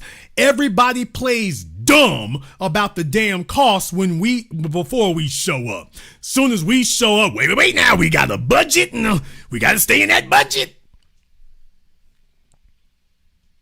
All of a sudden you have a budget and it's too expensive and y'all are being unreasonable. Now these other folk, when they show up with their hands out, that's never unreasonable. Never a problem. You never have to have a committee. We never have to have a debate. You never have to have some commission or some study. All of that stuff just goes through in the regular damn budget, boom, gets paid for. As a matter of fact, it goes through so damn fast that we don't even have the opportunity to oppose it. Did you all notice that? Everything that happens for the Ukrainians, the Afghans, the Mexicans, the LGBT, Israel, Middle East, every damn illegal aliens, everything you can imagine. That stuff goes through and you're not even allowed an opportunity to debate it. Just the money go through and bam, it's on. It's like, wait a minute. Don't we have to discuss this? Nope, discussion's already over. We already passed it. Well, I'll be damned. However, for us, wait now. No, we gotta have a special hearing and a special session and a special committee, and we have to have a study and a blue ribbon commission, and then we have to get through the speaker. He's gotta get a commission and a committee, and then through the speaker, and then we have to have a preliminary vote. And it's like, wow, that could take 3 or 4 years. Okay, for the Ukrainians. Oh, we're already done. Really? Okay, we get it, y'all running game. No, it's not that you're dumb. You just play dumb. All right, well, you know what? We can play dumb. Oh, believe me, we can do that. So you know what? We're going to play dumb about some of the chaos going on out here. We're going to play dumb about these gas prices. We're going to play dumb about inflation. We're going to play dumb about the Voting Rights Act and redistricting. What? Oh, I'm on that. I'm on that. Yeah, I know what the hell they did here in Louisiana, what they've been trying to do. Here's the issue I have. What the hell were we getting in the first damn place? The Democrats could have been took this over. I need y'all to understand something. Louisiana's a Democratic state. What? What? Yeah, folks, like a lot of these other places, you do all realize that Louisiana is actually a Democrat state, right? Yeah, quiet is kept. Y'all do need to understand that. Just like Texas. What? Oh, do I need to remind y'all about that? Yeah, folks don't understand that. When you go to the major centers in Louisiana, Baton Rouge, New Orleans, Shreveport, Monroe, actually, you're dealing with Democrat strongholds in this state. Governor Edwin Edwards and the others here, you're dealing with Democrat strongholds in this state, y'all. Now, isn't it amazing? No, so does somebody talking about Texas there? I got to take you back to Ann Richards. No, when you deal with your major cities in these places, oh, those are your Democrat strongholds. See, this is why when on election night, when they're adding up places like Florida, I've told you all this year after year. I'll explain it one more time for you. When they add up Miami, Tallahassee, when they're talking about the Democrat vote, you're talking about Miami, Tallahassee, Orlando, Jacksonville, your NFL cities, your major cities. That's your black vote, y'all. Those are your Democrat strongholds, y'all. In case you didn't know. Since folk didn't know. Okay. Please understand, when Ann Richards was governor of Texas, major stronghold. Bill Clinton in Arkansas, people. Bill Clinton in Arkansas, Edwin Edwards in Louisiana, Ann Richards in Texas. Yeah, I mean, if you're, If you're a millennial who didn't pay attention, or God forbid Gen Z, you don't know any of this. But truth, if somebody pulls your coat, by the way, oh, wait a minute.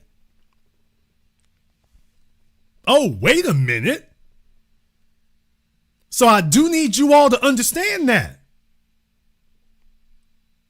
Okay, but we found out that the damn so-called Democrats vote the same damn way as the Republicans. They're not Democrats, they're Dixiecrats. And they only break apart if there's a national issue. But other than that, oh no, the Democrats are right there voting and acting like Republicans. And when you take a look at Houston, when you take a look at Dallas, when you take a look at Amarillo, you take a look at Waco, Austin, then you start realizing I'll be damned. So yeah, for those of you who were not aware, that's what goes on. And their whole thing is to tell you vote Democrat, and then when they get in, well, nothing's gonna happen. Oh, what do you know? We can't do nothing. Now, for the illegals, there's unlimited money and unlimited resources.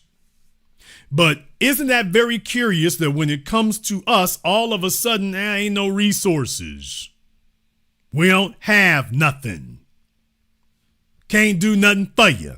Isn't that amazing? Isn't that amazing?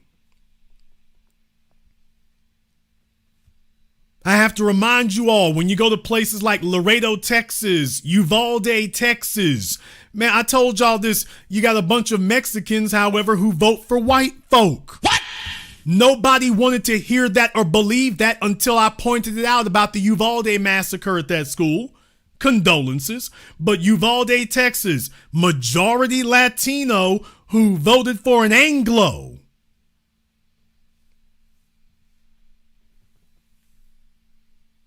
If you don't actually know what's happening politically here and you're just taking it off of one little tweet somewhere or one headline from Fox News or from CNN, and you don't actually look into this and find out what the real facts are, no wonder you'll be so outrageously ill-informed.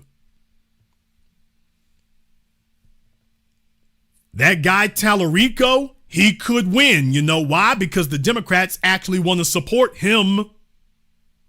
Yes, when it comes to somebody that they actually want to support, all of a sudden he gets funding, he gets resources, all their big donors from California, their multi-billionaire business magnate donors, all of a sudden they can find 20, 30 million to put into that person's campaign. That's the way it always is, man. Andrew Gillum was never going to win a damn thing because he was not supposed to win anything any more than Stacey Abrams was. I told y'all that both times Abrams ran for governor of Georgia. I told y'all she was going to get beat the first time. I told you she was going to get beat worse the second time. What happened? She got beat bad the first time, got beat worse the second time. Her job was to, quote, get out the black vote. I told everybody what it was. I said what it was. Her job was to galvanize the black vote, to agitate the black vote just in time for Biden to be able to win in 2024. That's what she was supposed to do. The vote was never supposed to support her. The vote was to get out Fulton County. So amazingly, she would lose as governor, but Biden would win for president. That was always the game plan. Gary Chambers in Louisiana, Andrew Gillum in Florida, their goal is to galvanize the black vote, not for themselves, but so that a white candidate that the National Party supports after they go down in flames, he's going to be the one, okay, we gotten the black vote out there in the streets, now he's going to pick up all those votes. And that's exactly what you see happening now in Texas. That's what you see happening in Texas right now. Who is the mayor of Texas? Who's the mayor of Houston today? Yep. Yeah, Sheila Jackson Lee and all them black politicians running around to get votes. But who's the mayor of Houston today? Oh boy. Oh, yeah, so Jason was right after all. Oh, okay, there you go. Yeah, there it is. There it is. It's not accidental. It never is. Not accidental, people. It never is. So when they try to work you up into a lather about voting districts and congressional districts and, oh, what you're going to lose, everything, do you see that now they take it into a new low? Oh, we're here to put you in a panic because they're going to undo the congressional districts. And what I'm saying is that I'll be damned. What did we, after you all got into some power there, what the hell did you do with it? They didn't do nothing. Now, up there in upstate New York, they have funded things like Curious Joel. What?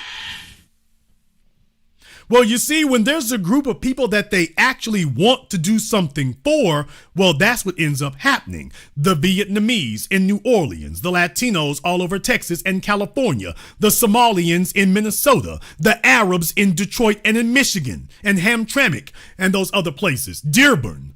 Well, when there are other groups that they actually want to do something for, well, you see whole enclaves carved out, and next thing you know, they're in charge. But you notice when it comes to the foundation, that's never happening. Oh yeah, and just in case you want to be stupid enough to talk about this is a Mason-Dixon line thing and Confederate flag thing, please remember that the water issue in Flint, Michigan ain't been fixed yet. What? By the way, y'all, the Democrats, our good Democrat friends in Michigan and Detroit, you notice that they have not fixed the water issue in Flint, Michigan yet. Just in case you all thought that thing had been taken care of and resolved, no, it hasn't been. Just in case anyone was thinking it had been taken care of, no, it has not been resolved yet. No, it hasn't. I put out my documentary 7 a.m. going on 13 years ago, people. It's been over a decade since I did 7 a.m. They haven't done anything to fix that issue yet. Not yet. A decade later. Now they instantaneously pulled billions of dollars out of their bodily orifices for every damn thing else. Nothing in Flint, Michigan. Not a thing. And who got all these other people elected? From Obama to Biden. Who got them elected? The vote turned out, and then they turned up their ass at you. So tell me exactly, what are we supporting here?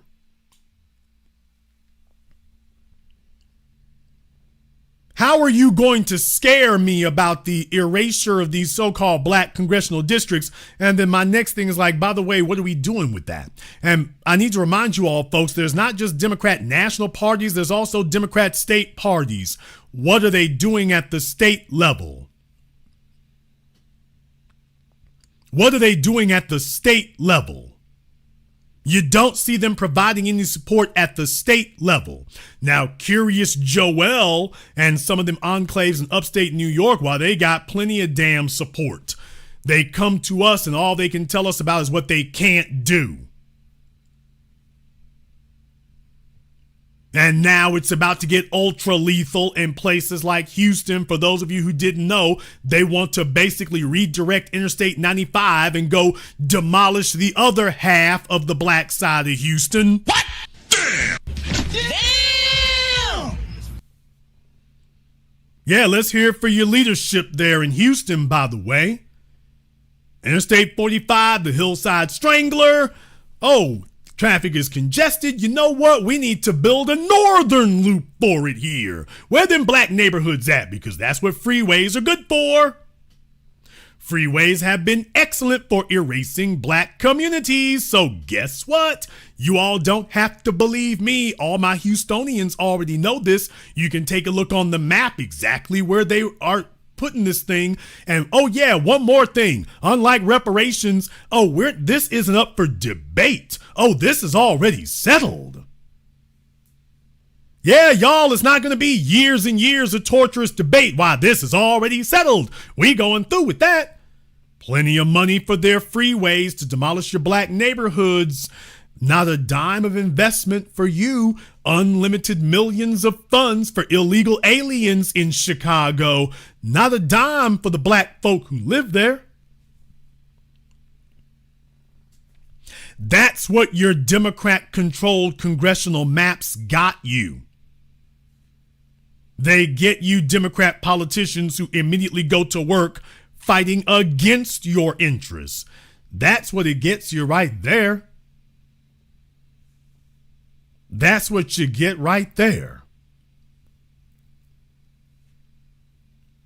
So no, you're not gonna punk me and you're not gonna scare me talking about congressional districts being erased. I'm taking a look at what you're doing with the congressional districts you have now in safely blue states. You have just as much animosity towards us in your so-called safe blue states as you do everywhere else. Portland, Seattle, California, the whole damn West Coast ain't got nothing but hatred and vitriol for my people.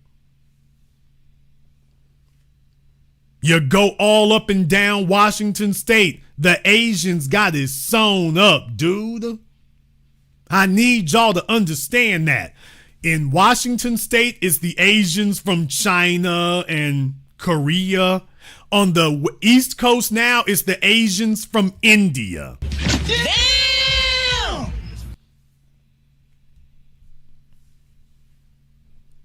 A lot of your black politicians and black professionals and folk like that, all up and down Virginia, the Carolinas, they've made it a point to bring in all the Asians they can. They got whole enclaves, whole neighborhoods, hell, whole cities now. Quiet is kept. They're in the rural areas. Man, they got like temples and whatnot. I'm talking about Hindu temples. Nigga, what? Yes, sir. In Texas, in Dallas, and these other places I just named, they got Hindu temples there, y'all, in case you didn't know. While you're sitting up talking about a mosque, they got whole Hindu temples on American soil in so-called Republican states. In so-called Republican states.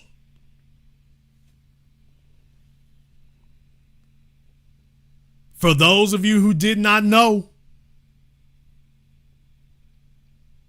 Okay. You're sitting around looking for the Spanish signs and whatnot. Man, quiet is kept. They done took major pieces in these places, dude. And they're not illegals. They're the H-1B people. They're the H-1B people. They were brought over and just ain't had to leave. They brought over the whole damn family. Next thing you know, they bought a little shopping center. And away they go. While they're telling you, oh, you better worry about this congressional district here. And when the Democrats get in power, this is what they do with the congressional districts. Yeah. No, anybody who's been to Seattle-Tacoma Airport, man, I'm telling y'all, the first time I went rolling through there, I mean, it looked like I was at Vietnam International Airport. It wasn't nothing but Asians out there. My folk who live there know I'm telling the truth. In Seattle, when you go to Seattle International Airport, you go to SeaTac, ain't nothing but Asians picking up and dropping off. I literally felt like I was in Thailand. I'm not making that up. Oh, yeah, and San Francisco ain't no different. What? By the way, San Francisco ain't no different. Now, they open the damn floodgates and the doors for every damn body except when we show up. The only thing they want to talk about is what we ain't going to get. Let me go ahead and see if we can get Ike up here on Zoom for me here right quick. Let me see if we can get Ike up here on Zoom for me here right quick. Where you at, Ike? Okay, I'm looking for Ike there. Okay, there you go. All right, Ike, what's on your mind? Let me turn some lights on. And let me cut my TV off real quick.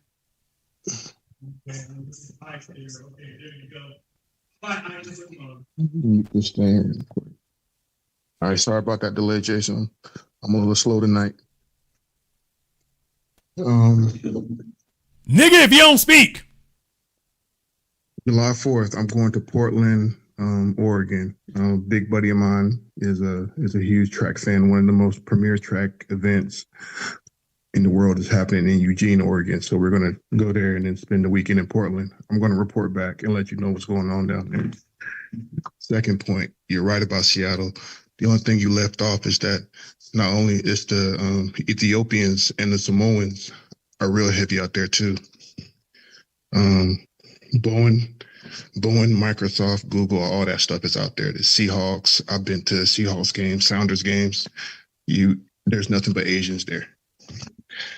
Another point, the North Houston Highway project you talked about, $10 billion. I looked it up, but they can't siphon off $1 million here and there to fix Flint. No, that's great. No, after a decade, brother. After a decade, you could have put in $5 or $10 million a year.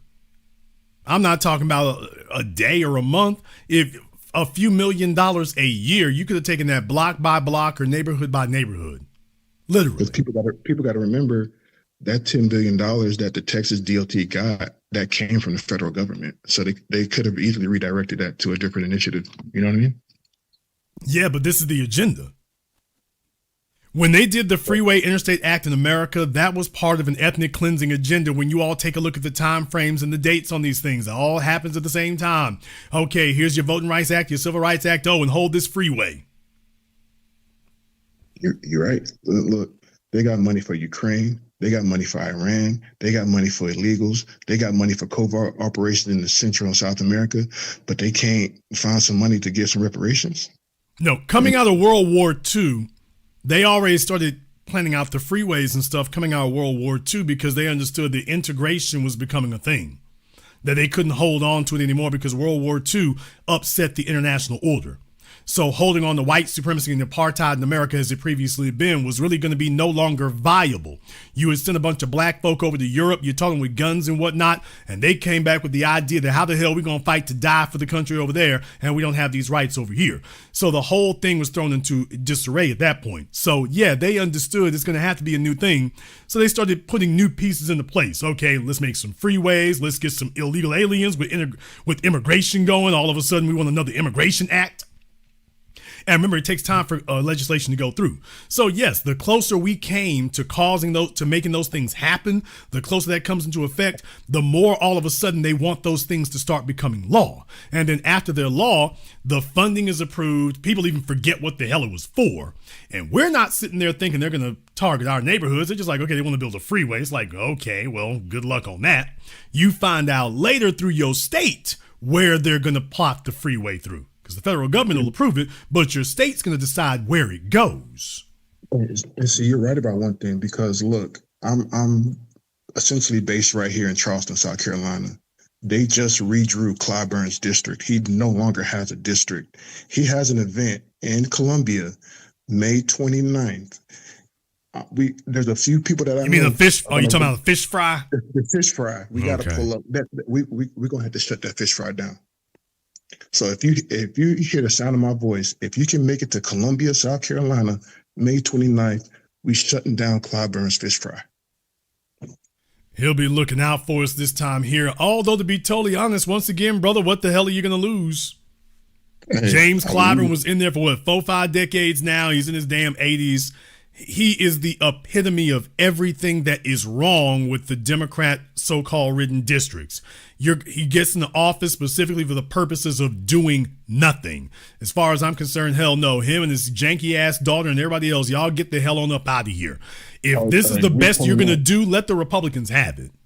Hey, Jason, I'm telling you right now, we are pulling up. That event will get shut down. I got some riders going in there with me. We gonna shut the event down because what's happened here is an atrocity, and there's some money that's been flying around, but it ain't been going to the right places. So we got to go hold some people accountable. Charleston is a black area. Charleston is a black area. And like I say, brother, to anybody who's been there, like they've started doing some new stuff there since I was there a few years ago. Because I was looking at the Cooper, which still isn't open yet. But I mean, basically, Jason, I gotta correct you on that one. It's open. I rode by the there the whole thing is open. Yes, I rode by there 2 weeks ago. The whole thing is open. Okay, because like a month ago, it still was telling me you couldn't make a reservation. I don't want to give too much information, but the credit card network that I'm associated with has the Cooper on part of their hotel. What do you call it? Inventory or whatever you want to call it. The Cooper, the cheapest room is $1,700 a night. Okay.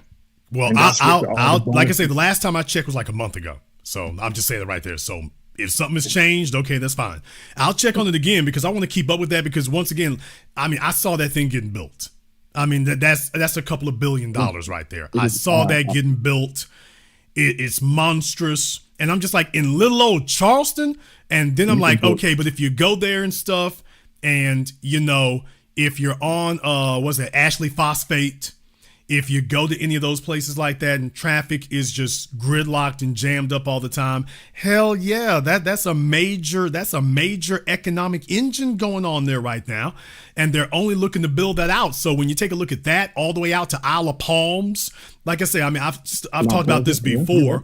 Folk don't understand what's happening in Charleston. What I'm saying is that what you saw happen in Myrtle Beach and what you saw happen in Virginia Beach and them kind of places there, it's already off and going in Charleston. So you're going to have all these so-called majority black enclaves and whatnot, and your damn black representation hadn't done a damn thing to make sure we got a piece of that.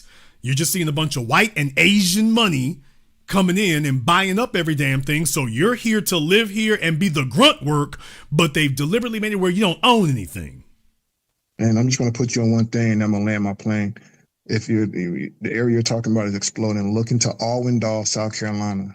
Alwyndahl, South Carolina, major majority black kind of neighborhood past Mount Pleasant, and it's being taken over by the white community. I mean, $1 million homes are being built right there on the ocean. Oh no, I mean they got a full blown gentrification agenda going on in the Charleston, Mount Pleasant area. Full blown gentrification agenda going on, just with nobody really understanding that a lot of major money has moved in and has come in, and that's the whole agenda. Your projects, the low income neighborhoods, it's like, oh, we're gonna clear all this out. And all that area is primarily Gullah Geechee too. So there's all these heirs property being bought up and developed and sold, and I mean it's prime real estate. But like I said, that's what got my attention about that when I was down there in Charleston on the waterfront. And like I say, everybody knows there's the lady who's across the street from the Harbor Inn, and I sat there and talked to her for like 30, 45 minutes. And you know, she's Gullah Geechee, and she was telling me about what was going on and whatnot. And yes, what you just said, that is exactly what's happening. Yeah, May 29th, Columbia, Clayburns Fish Fry, man. We got to go shut that thing down. Thank you very much for giving us a call tonight, brother. We appreciate that. Yeah, y'all, like I say, in places you don't even think about. So every once in a while I get to cover these things. I don't know if I got time to cover this tonight, but I mean, if you all want an education about the East Coast for real, go to your Google Maps. You all can go to your Google Maps right now and take a look at all the inlets and harbors on the Georgia coast, and then the South Carolina coast, North Carolina coast, Virginia, you know. So when you talk about Croatoa and when you talk about those places, man, that's the kind of thing I want y'all need to go take a look at those. See what the land values are. They got islands all over the place and things like that.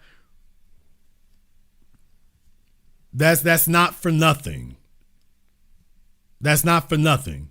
So nobody's really talking about that because you usually only think about the places where the money is already blown up, like in Florida or way up in north, you know, in New York and Jersey and all that. Yeah, but in between, man, look here, they are targeting literally everything. They're targeting everything. And your black leadership that should have spent this whole damn time doing a Curious Joel. If you're going to do that, then you should have had your Gullah Geechee and all them black folk getting relocated to that and homesteading on it. And instead, the so-called black leadership with the damn bootlicking, ass-kissing puppets of the party. And they did everything except that. That's not accidental either. All right, let's go ahead and get back over here on Zoom right quick. I got Linwood over here on Zoom. Linwood, I don't see anything, so I can give you 5 seconds. Make sure you got a light on for me here, or we're going to have to go ahead and move on. All right, Linwood, there you are. What's on your mind? Well, good evening, bro. I do want to say to some of the people who are glad that this Clyburn is getting X'd out, just remember the Republicans don't have to represent you. Even though you're in their district, they can simply ignore you. But brother, the Democrats have been doing that already, so what's the difference? Well, the difference is this, and I live in a Republican district. It is no better than Clyburn running a black district. You would think when you come to these rural Republican districts that time has not changed. Like, we're still in some 1940s, 1950s. It's food deserts here. Like, you got a fast food joint on every block, but you don't have like a healthy food store anywhere near anywhere near here. It's like dead as far as that. So if you really believe Republicans are going to represent you better. Okay, sir. Silly talk in 2026 doesn't scare anybody. It just makes anyone saying it look really silly and ridiculous. Nobody said that Republicans were going to do anything. What we said is that it will be no different. Now, if you have proof that it will be different, then you got a leg to stand on. You cannot tell us where it will be any different. We're already under benign neglect from the Democrats. With the Republicans, it would just be open neglect. And the difference would be what exactly? So now you got your dream wish. Now I want to ask the real question. Okay, sir, we haven't gotten a dream wish of anything. What we're doing is sitting back and letting the chips fall where they may. So now, all these Democrat operatives trying to do a new version of Roland Martin to scare people, I'm just letting you know, spoiler alert, it's not going to work. Well, it's not working. I agree with that part. But now, okay, the so-called FBA's got what they want. No, we have not. We have not gotten what we want. So that's the last time I'm gonna. That's the last time I'm gonna correct you. If you're going to be a Democrat operative, at least be a competent one. We haven't gotten what we want. What we're doing is not supporting what we don't want. Okay, but now, but I was sitting back thinking about this. Okay, now if you like yourself, you live in Louisiana. Pretty much those two black districts are gone. You know, we can just cut them out. Now, you have no national representation nationally. So now you're represented by just Republicans. Now, as the movement is going on, now that you have to work with Republicans, and they're more likely to get something done for us than the Democratic Party because they don't have the votes. Republicans got more votes than the Democrats do. So what are we going to demand from the Republicans now since we have to work with them? Okay, we don't have to work with Republicans because they're not our allies. You're not going to get anything more from Republicans than you got from Democrats. The real point is, are you delusional and pretending that these people who say they support you actually will? Case in point, when Democrats were a majority, sir, what did they do for us? Nothing specifically. Okay. Oh, well, no. It's not nothing specifically. Tell me anything they did for us. Anything. Specific or non-specific? Well, they did something for the black farmers. They gave them their money. Okay, when did they give black farmers their money, sir? It was during that American Rescue Plan they gave them. No, sir, they didn't. Black farmers didn't get any money, sir. The man is still hollering about that to this day. They did get the money, but they're still hollering about it till this day. No, sir. Yeah, because it was Stephen Miller who sued, saying it was race-based. Okay, sir, they did not get their money, sir. So what you said is a lie. So they didn't get any money. So okay, they didn't get no money. Now, okay, we're in this predicament. Now, where do we go forward? Where we go forward is we are not going to be delusional supporting red herrings and smoke and mirrors. So we are not going to support anything until we're actually offered something. So for the Democrats, we are going to allow the Republicans to take what they got. For the Republicans, Donald Trump, when you leave office, there's a jail cell waiting for you and some Democrat biting at the bit, chomping at the bit to put you in it. So, but what we're not going to do is pretend that we're actually supporting something. I don't think the Democrats going to get back in. It may be a divided government after all, after these redistricting. Okay, Donald Trump was indicted in Georgia and New York, sir. Yeah, Just facts are troublesome things. I get it. But what I'm saying is, like, as far as in Washington is concerned, the House is pretty much a wrap for the Democrats. You know, it's a wrap. Without black support in the South, it's just not going anywhere. The Senate, the Democrats made their deal to cede the South to Republicans nationally. So even though you have demographics that lean Democrat, the Dixiecrats, that was what they did, because whether it's Bill Clinton and his mentor, J. William Fulbright, and the rest of them, that's the deal that's been made behind the scenes. So they smile in our faces while they perpetuate white supremacy. And our whole point is to correct you. We're just not going to pretend to be stupid about that anymore, and that we don't see what they're actually doing. So here's the question I'm asking you. Like you're in Louisiana. Is it just to sit out the national elections and just vote in local elections and some state elections? Yeah. Now here's this down ticket thing that folk keeps bringing up. My point is, you vote for a candidate who is actually supporting your interests. I don't care whether it's dog catcher or ice cream salesman. Do not vote for anybody who is pretending to support your interests or openly is hostile to your interests. And right now, those two categories, those are the Democrats and Republicans. People who pretend to support your interests or are openly hostile to it. Neither one of them is what you want. So as long as, what is the point of voting if that's what you're going to vote for? What is the point of voting if you're just voting to be lied to? I mean, I get what you're saying, but what I'm going to ask is, going forward, as far as FBA is concerned, and predominantly if FBAs are in the South, like in the states where black districts are pretty much erased, Republicans run the whole gamut.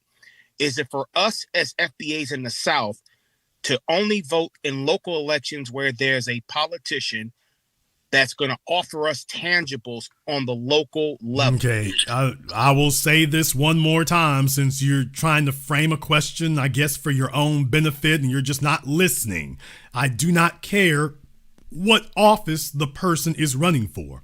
My suggestion is, if you are going to cast a vote, it needs to be for somebody who actually supports your interests, not someone who pretends to support it or is openly hostile to it. So I do not care if he's running for ice cream salesman or governor of the state. The question is he actually supporting your interests, or is he pretending to? I do not care if he is local, state, or national. The standard and the code is the leader. Is he upholding the code? Then he might be eligible for your vote. Who should never be eligible for your vote are these duplicitous, deceptive entities who pretend to support you or are openly hostile to you. Anybody and everybody else can make their case to get the vote. So basically, it's just, if they don't offer you anything, set it out. Is that what we're going? Is that the answer? Okay, you see, it's so simple, even a caveman can get it. No, I'm just asking a question, so I just answered to get clarity. So, man, they don't offer anything, sit the election out. If they are pretending to support your interests or are openly hostile to it. Those are the two factions that should not even get consideration. Okay, that's perfect. Now, about your state of Louisiana, what do you think about Governor Landry at this moment? Not very much and not very often. So what do black people in your state do now? What have we been doing previously, sir? I don't know. You're in Louisiana. Okay, sir, and that is my point. Exactly what we did under Mike Foster, Kathleen Blanco, Edwin Edwards, and you name it. So basically just do nothing. No, I did not say we do nothing, but what I will say is that when I take a look at Orleans Parish, when I take a look at Baton Rouge, when I take a look at a lot of these places here, forget the state, at the city level, we're voting for people who are not actually supporting our interests. So I will say this again, whether they're running for dog catcher or governor, the criterion is, do they actually support our interests, or are they just pretending to, or are openly hostile to it?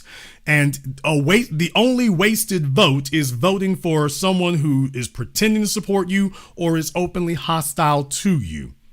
Those are the only wasted votes. Have you ever thought about putting up a candidate that actually represents your interests? Absolutely. Are you ready to run? I've been wanting to go into local politics, but I'm in Virginia. Okay. And I'm not in Richmond area. You got a lot of stuff up there in Virginia that needs addressing, sir. I mean, well, right now we have Spanberger. The Democrats run Richmond. Okay. But Richmond is just one place among many, sir. I mean, there's Norfolk, there's Portsmouth, there's a lot of other areas in the state. But I'm in the central part. But I'm more concerned about my people down. Charlottesville. That's actually where I'm from. Okay. But it's gentrified up here, man. Okay. Like black people are just. So what are you going to do about that? Because black folk done got X'd out of everything of value. In Norfolk, it's a bunch of crackheads till you get to the beach. I mean, Norfolk is like a giant meth clinic till you get to the beach. It's just raggedy and bummy. You're getting to Richmond if you can get off the freeway without getting into an 8-car pileup. Good luck to you there. Yeah. Petersburg, it's nice. You ain't going to get in. So it's either Petersburg is divided in two halves, y'all. The hood and the money. And that's pretty much what you got in Petersburg, and you ain't getting nowhere else. Well, when I went to Petersburg, yes, sir. Chesapeake Bay, which is currently undergoing a multi-billion-dollar renovation. So Chesapeake Bay, y'all can forget that. I mean, you're going to have new streets to drive on, a new tunnel to drive through, and you will not be able to afford to be there. So, brother, while you talking about Louisiana, what about Virginia? What are y'all going to do about that? Because nobody's building anything here. I was saying Virginia, as far as we have like a black Speaker of the House and a black Senator pro temp. And the agenda? Their agenda, and as I told one gentleman in the conversation, the Democratic Party's agenda in this part is mainly just, it's colorblind. So wow, they've been. I mean, I'm being serious. I'm not joking here. Yeah, I believe you when I'm saying so. You're in a place that you had the lieutenant governor who was sitting up here bringing her raggedy ass talking about racism don't exist. No, Sears couldn't help. Sears. She couldn't help. Sears couldn't help but to repeat that every day. So you have a place that clearly sees race, and then you got folk who are talking about they colorblind. Wow. Okay. No, what I'm saying, Jason, is that the Democratic Party's policies is mainly geared towards, like, and being from a Democratic area, it's mainly like, okay, if it benefits you, it benefits everybody. And that's a problem because when you have people who don't have resources with folk who got plenty of resources, it is malfeasance and criminal to say we're going to give resources to folk who don't need it. When you are doing a proper dispensation of resources, you're supposed to weight your resources towards the areas that don't have any. That's just common sense. If you were fixing your house or fixing your car, if you had 2 flat tires and 2 full tires, you would not be putting air in the 2 full tires. You would be putting all your air into the 2 flat tires. Like my girlfriend and I, we went to Petersburg back down summertime of last year. And we was talking to a gentleman. And he was like, and I saw Petersburg. It was just dilapidated buildings. It's right where Virginia State is. And we was sitting in Church's Chicken. We was talking. And he was like, man, I just want better for this district. I said, okay, well, who represents this district? And, we had these black representatives, of course, but where's the money coming in to do like economic development? But then another issue is gentrification. They don't want another gentrification there where real estate developers come in and buy the properties on cheap and then they get priced the fuck out. So it's a major problem. Well, it goes, okay, but I need all of you to understand it goes well beyond that. That's the part you all don't understand. Let's go back to the example that I just gave here earlier about Charleston, South Carolina, when I talked about the Cooper, and I used to work construction. So when I saw this thing on the riverfront with part of it extending out into the water. So for anybody who knows about construction and pylons and caissons and what it takes to be able to go down to bedrock, especially if you're in a river or something like that, to be able to make it stable. Yeah, that's going to be a couple of $1 billion they're spending on that thing. And the reason I'm bringing that up is because you cannot, not not you might not you may not. You cannot build something like that without municipal government support.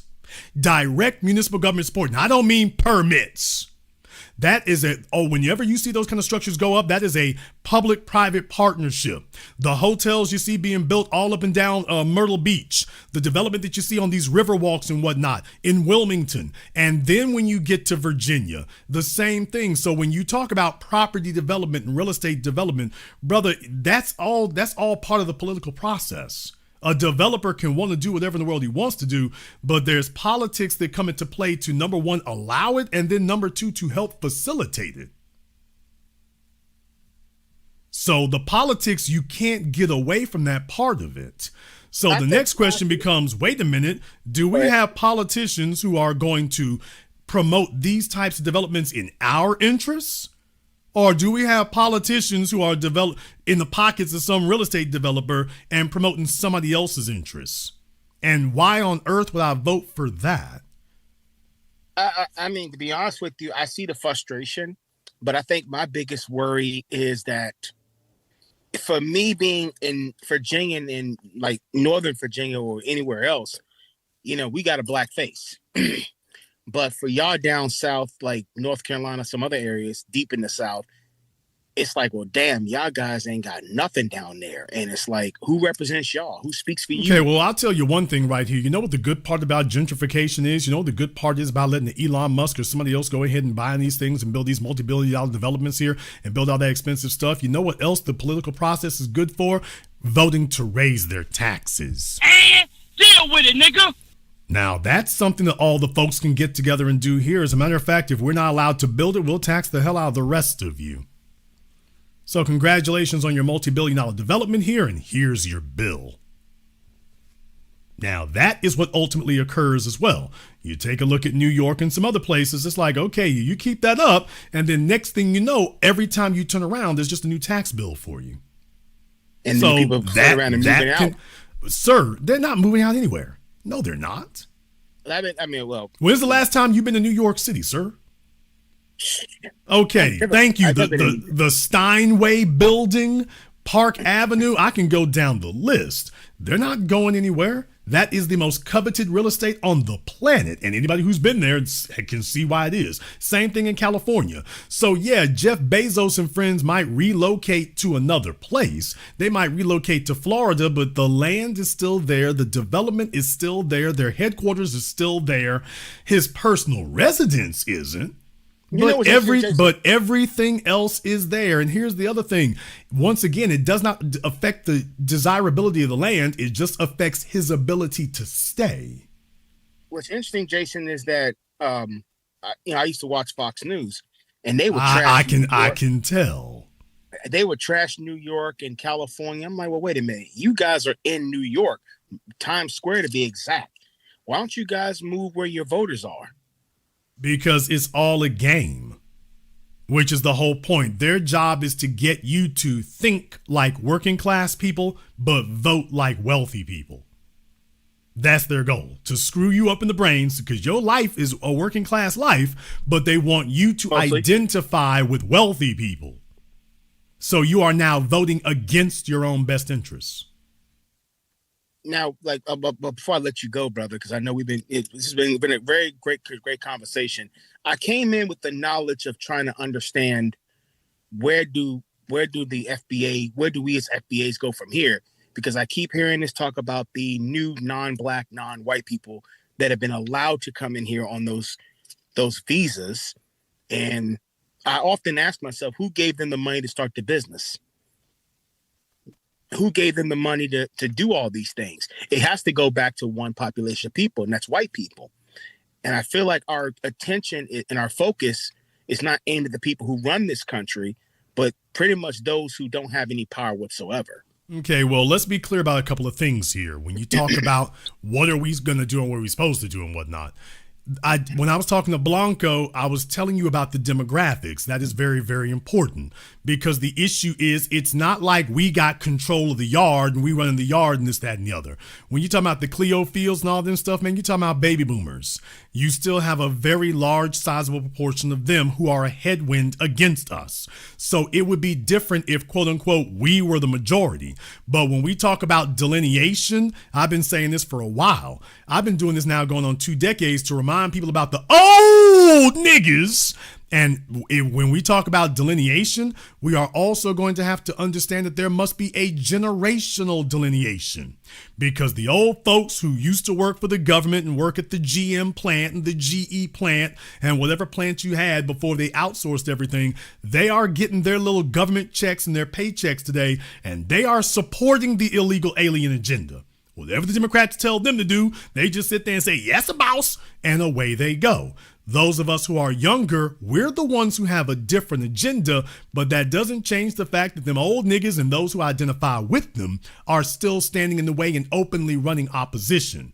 So it's not like we have autocratic control or power to deal with that. You're stuck between the devil and the old black nigga C is what you're stuck between. The white political establishment and then a sizable amount of the black electorate that is supporting that old agenda. So I am a realist about these things. I'm not here to tell you have autocratic power. I will tell you that it is your responsibility to do what you can do. The first thing that a person must do in the pursuit of justice is do not support injustice. Now, that doesn't cost money. It doesn't take time. It doesn't require a vote or an election for you to say, I will not support injustice. Maybe I can't produce justice, but damn it, I'll be damned if I'm going to sit here and promote injustice. Now, that is just a basic moral responsibility. After that, now we can take a look at some of these other things proactively you can do. Will there be major things we can do? Well, us stepping back and not supporting the system has been major. If you don't believe me, why the hell is Roland yelling at us every week? If that's not a major consequential thing. If it was inconsequential, he would be focusing on getting all the old folks out to the poll and not worrying about it. Brother, I follow demographics. I follow numbers. I follow trends. I follow patterns. And the national media is conceding what I said over a decade ago, that the erosion of the Democrat supporter base started right after Obama got elected for his second term in office. And when you take a look at when Trayvon Martin got killed, Mike Brown, when was that happened? Oh, I'll be damned. Right after he got reelected. So people have been paying attention. The media's job is to hoodwink you and bamboozle you into thinking nobody's looking and that, quote unquote, this stuff doesn't matter. The Democrats make money off of these things. They make money, they make hay. And what I'm saying is that, okay, if you want us to vote to protect you from the Republicans, which is what they really got you voting for now, is to protect Democrat politicians from Republican politicians. That's what they got you voting for now. And we're just saying, you know what? We're just going to fall back and let the Republicans have their way with you since you're pretending you're above it all. Ain't that right, James Clyburn? So the first thing they did is target his district. It's like, okay, hey, James, welcome back to the field, old nigga. You thought you was going to get away clean and hand it off to his daughter. Now, remember, that's what he thought he was going to do. Just like Elijah Cummings, they thought they were going to hand it off to their family. Ain't that right, Jesse Jackson? So everybody is going to sit up here and play this game where we vote for them and empower them, and then they hand off the legacy to their children. That's the wealth that they build up, is their children will inherit their political seat. Okay, and what do we inherit? So it's like, nah, you know what? Your daughter's going to inherit what we did. Nothing. So here's the thing before I let you go. I've heard talks, and I've been having this theory, that FBA, what they really want to do is have the country burned down. Not literally, but if the Republicans do enough damage in the country, which they clearly are going to do, then it's sort of like payback to the Democrats for not doing a race-based policy for Black people. This is sort of like payback time. That's totally incorrect. Our goal is not to, quote, punish Democrats. I said what I meant what I said before. Our goal is to no longer empower people who are pretending they're in our interests. That's all. That's all. We're simply saying that we're not going to empower anybody else who's not dealing in our interests. It's not about punishing Democrats. It's not about bringing them down.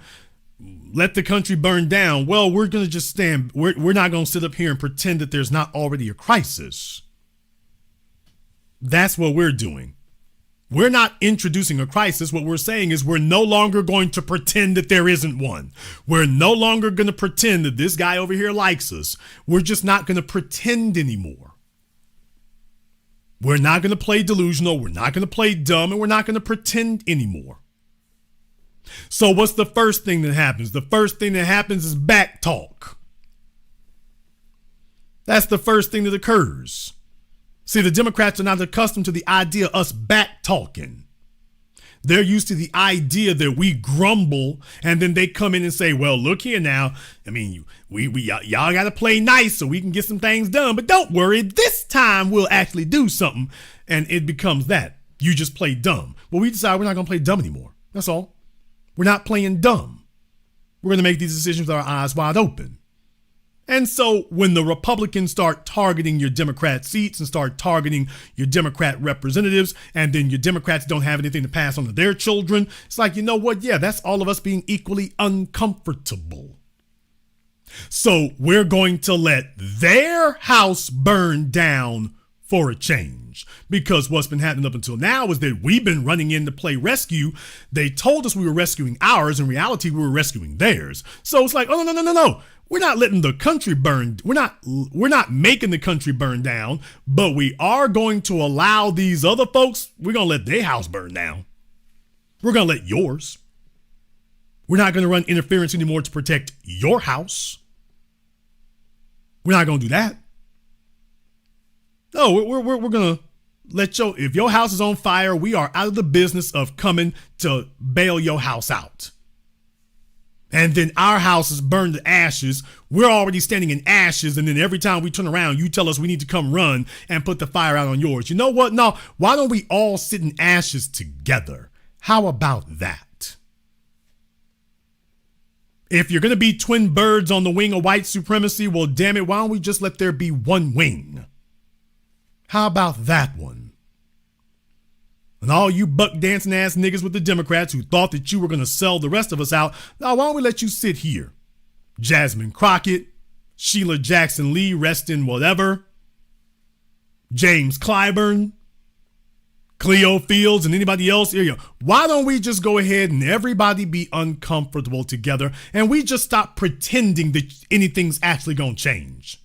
If nothing is actually going to change, then let's just be honest about that. No more being in denial. No more false expectations. At least now we're not going to worry about something changing that's not going to change. So, all right, forget it. And we'll sit over here and understand something. The Republicans are not geniuses. It's not like they're geniuses. It's not like they're batting out of the park. It's not like they're batting 1,000. It's not like they're doing wonderful. Mississippi, Republican state. Alabama, Republican state. All these Republican states are damn me hellholes. The places where the Republicans do run the government, like Louisiana, they run the government in Louisiana. Yeah, how great are they doing? Show me one prosperous place in Louisiana, in Mississippi. So it's like, you know what? Okay, we're going to sit here. You wanted your Republican president. You wanted to see what Republican rule would be like nationally. Welcome to $6 gasoline gas. And deal with it, nigga. So no, your scare tactics ain't gonna work on me. And yes, I want the heat to be on. I want the heat to turn up. Fry these frogs in the skillet. I'm cool with that. I'm all the way cool with that because we're already burning. We're already on fire. We're already boiling with folk trying to convince you that, no, we ain't really in trouble yet. But if y'all keep pushing the issue, then we gon' be in trouble. We're already in trouble. We're already in trouble. What the hell we gonna sit here and pretend for? We're already in trouble. And that's the trick bag they put you in.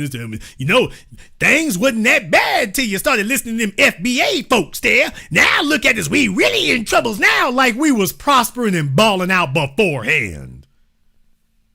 Like we were balling out before, like James Clyburn was doing a bang-up job.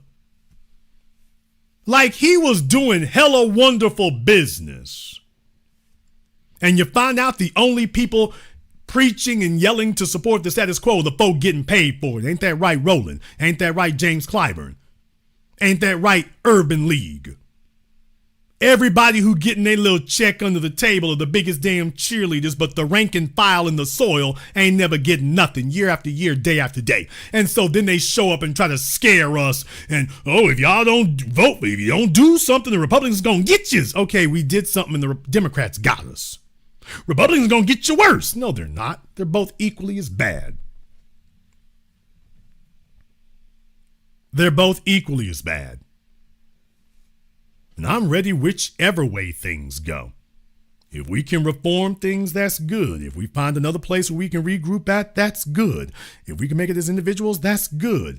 And if the white supremacists, because they've already, first of all, they're already a majority in the country, so it's not like you're going to be able to reverse that. But, okay, do what they did in California. Do what they're doing in New York. Just go ahead and tax the hell out them bastards. Tax them, and the folk who gentrified you, tax them until they got to leave. The folks who gentrified you, go ahead and throw the tax bill on them until they got to leave. Raise their damn taxes. Put them in a 10% tax rate. 10% ain't enough, 15, 20, 25, 45. Go ahead and keep raising it on them. That works for me too.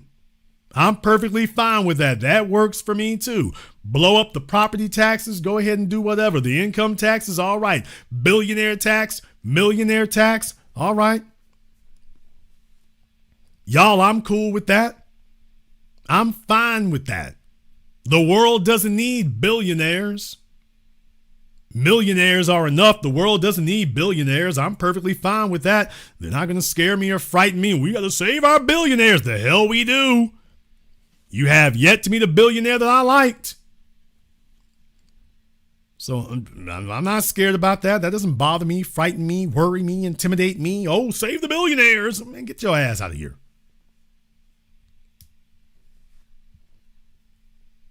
The billionaires, he won't be able to keep his fifth mansion in Martha's Vineyard. Nigga, what?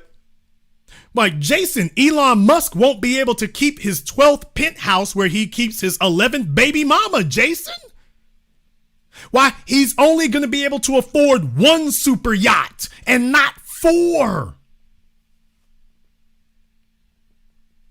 Jason, think about the billionaires. They'll have to leave. Yeah, that's kind of the idea. Hey, y'all, you want to talk about a revolution? You want to talk about a revolution? Hand these folk their tax bill. Here's your revolution. There's your tax bill.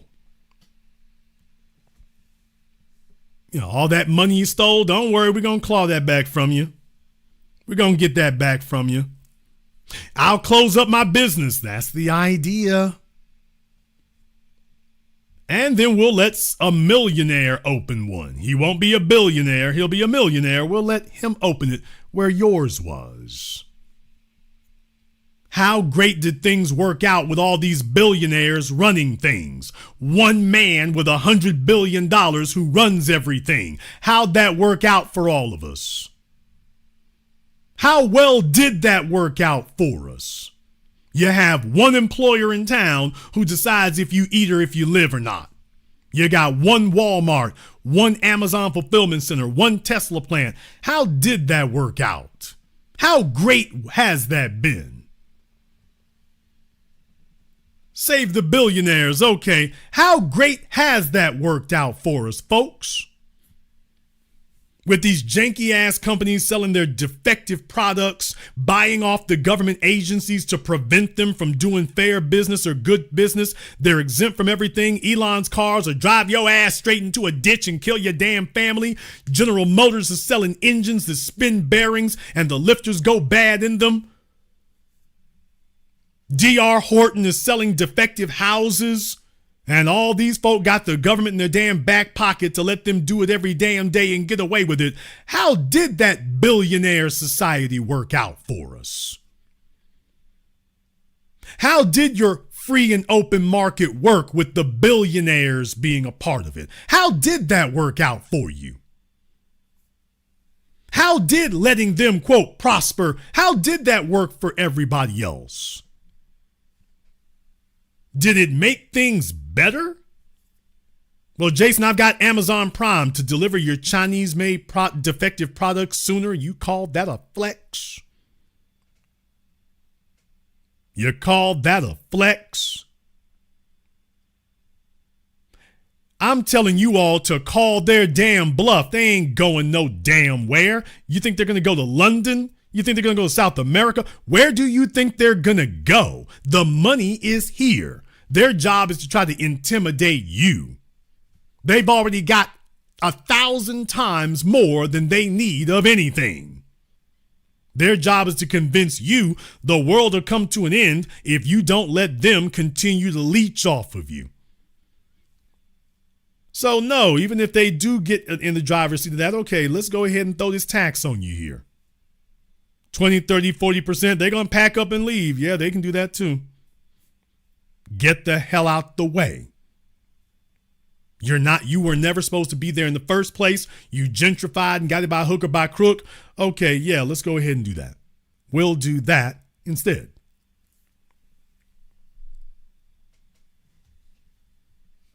There's more than one way to wage a revolution.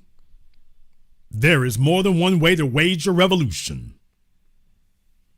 But what you're not going to do is sit up here and frighten me and tell me that, oh, the political fortunes will be bad. The political fortunes are already bad. It's already bad out here. It's not on its way to getting there. It's already here.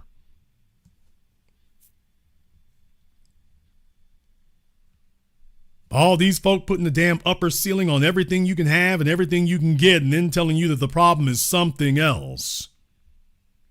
The politicians show up and start arguing with you. The folk who want you to vote for them show up to start arguing with you, telling you that you shouldn't want that. Now, they don't go to Curious Joel or Dearborn, Michigan and tell the Arabs or the Jews or the illegals what they shouldn't expect. But they show up to you and first words out their mouth is what you making trouble and you shouldn't be demanding anything. It's like, you know what? We've treated you too nicely.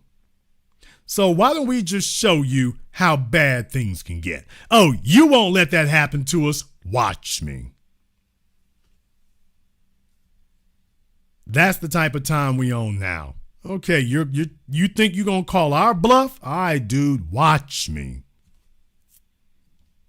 Watch me. If you didn't think it can get bad, okay, we'll take care of that for you. You don't believe that? Okay. Our first obligation as a just people is to not support injustice. That is our first and primary obligation. Do not let anyone try to bully you into thinking you must make a decision between these two evil entities. That you have an obligation to make a decision. Even if the decision that you make is unjust. Don't you realize that's a false decision? You must choose one of these unjust positions. No, I don't. No, I do not. Well, things will get worse. Nothing is worse than selling your soul. And you know what? If we stop running interference and let the Democrats and Republicans start feeling the pain here, eventually their threshold for suffering is going to be a lot more shallow, and they will be forced to make a choice between justice and injustice. Now, that's what we're doing. We are simply forcing all these other folk to have to start. They want to force us to make a choice. Now we're going to force them to make one. They will now choose between justice and injustice. Yeah, we heard Donald Trump wants to indict you. Good luck with that, because we ain't going to help you. We're not going to help you. We're not going to speak against him. We're not going to parade. We ain't going to do a damn thing. If he gets you, he gets you. Because you've had plenty of time to empower us to stop him. You decide not to do that, you're on your own. We're going to go ahead and wrap things up here tonight. I want to thank everyone who has contributed for tonight's program on PayPal, Super Chat, Venmo. Shout out here to Walter. Thank you very much for your support here tonight, Walter. We appreciate that. To Neptune, Beauty, and to everyone else here who has contributed for tonight's program, thank you very much for your support here tonight. If you are new here to the Black Channel, welcome to the Haven of Intelligent Black Thought. We do this every weekend, holidays, some days in between. So click that subscribe button, that notification button. Join us each and every time that we're here. If you haven't been to our website, blackchannelfilms.com, check out our groundbreaking best-selling documentary work at blackchannelfilms.com. I want to thank all of you for tuning in to tonight's program, live or recorded. Thank you for liking, subscribing, and sharing. And this concludes tonight's broadcast of the Black Channel. I am your host, your brother, your humble servant, the Black Authority. And until next time, my brothers and my sisters from around the world, remember, black is the future and the future is uncompromising.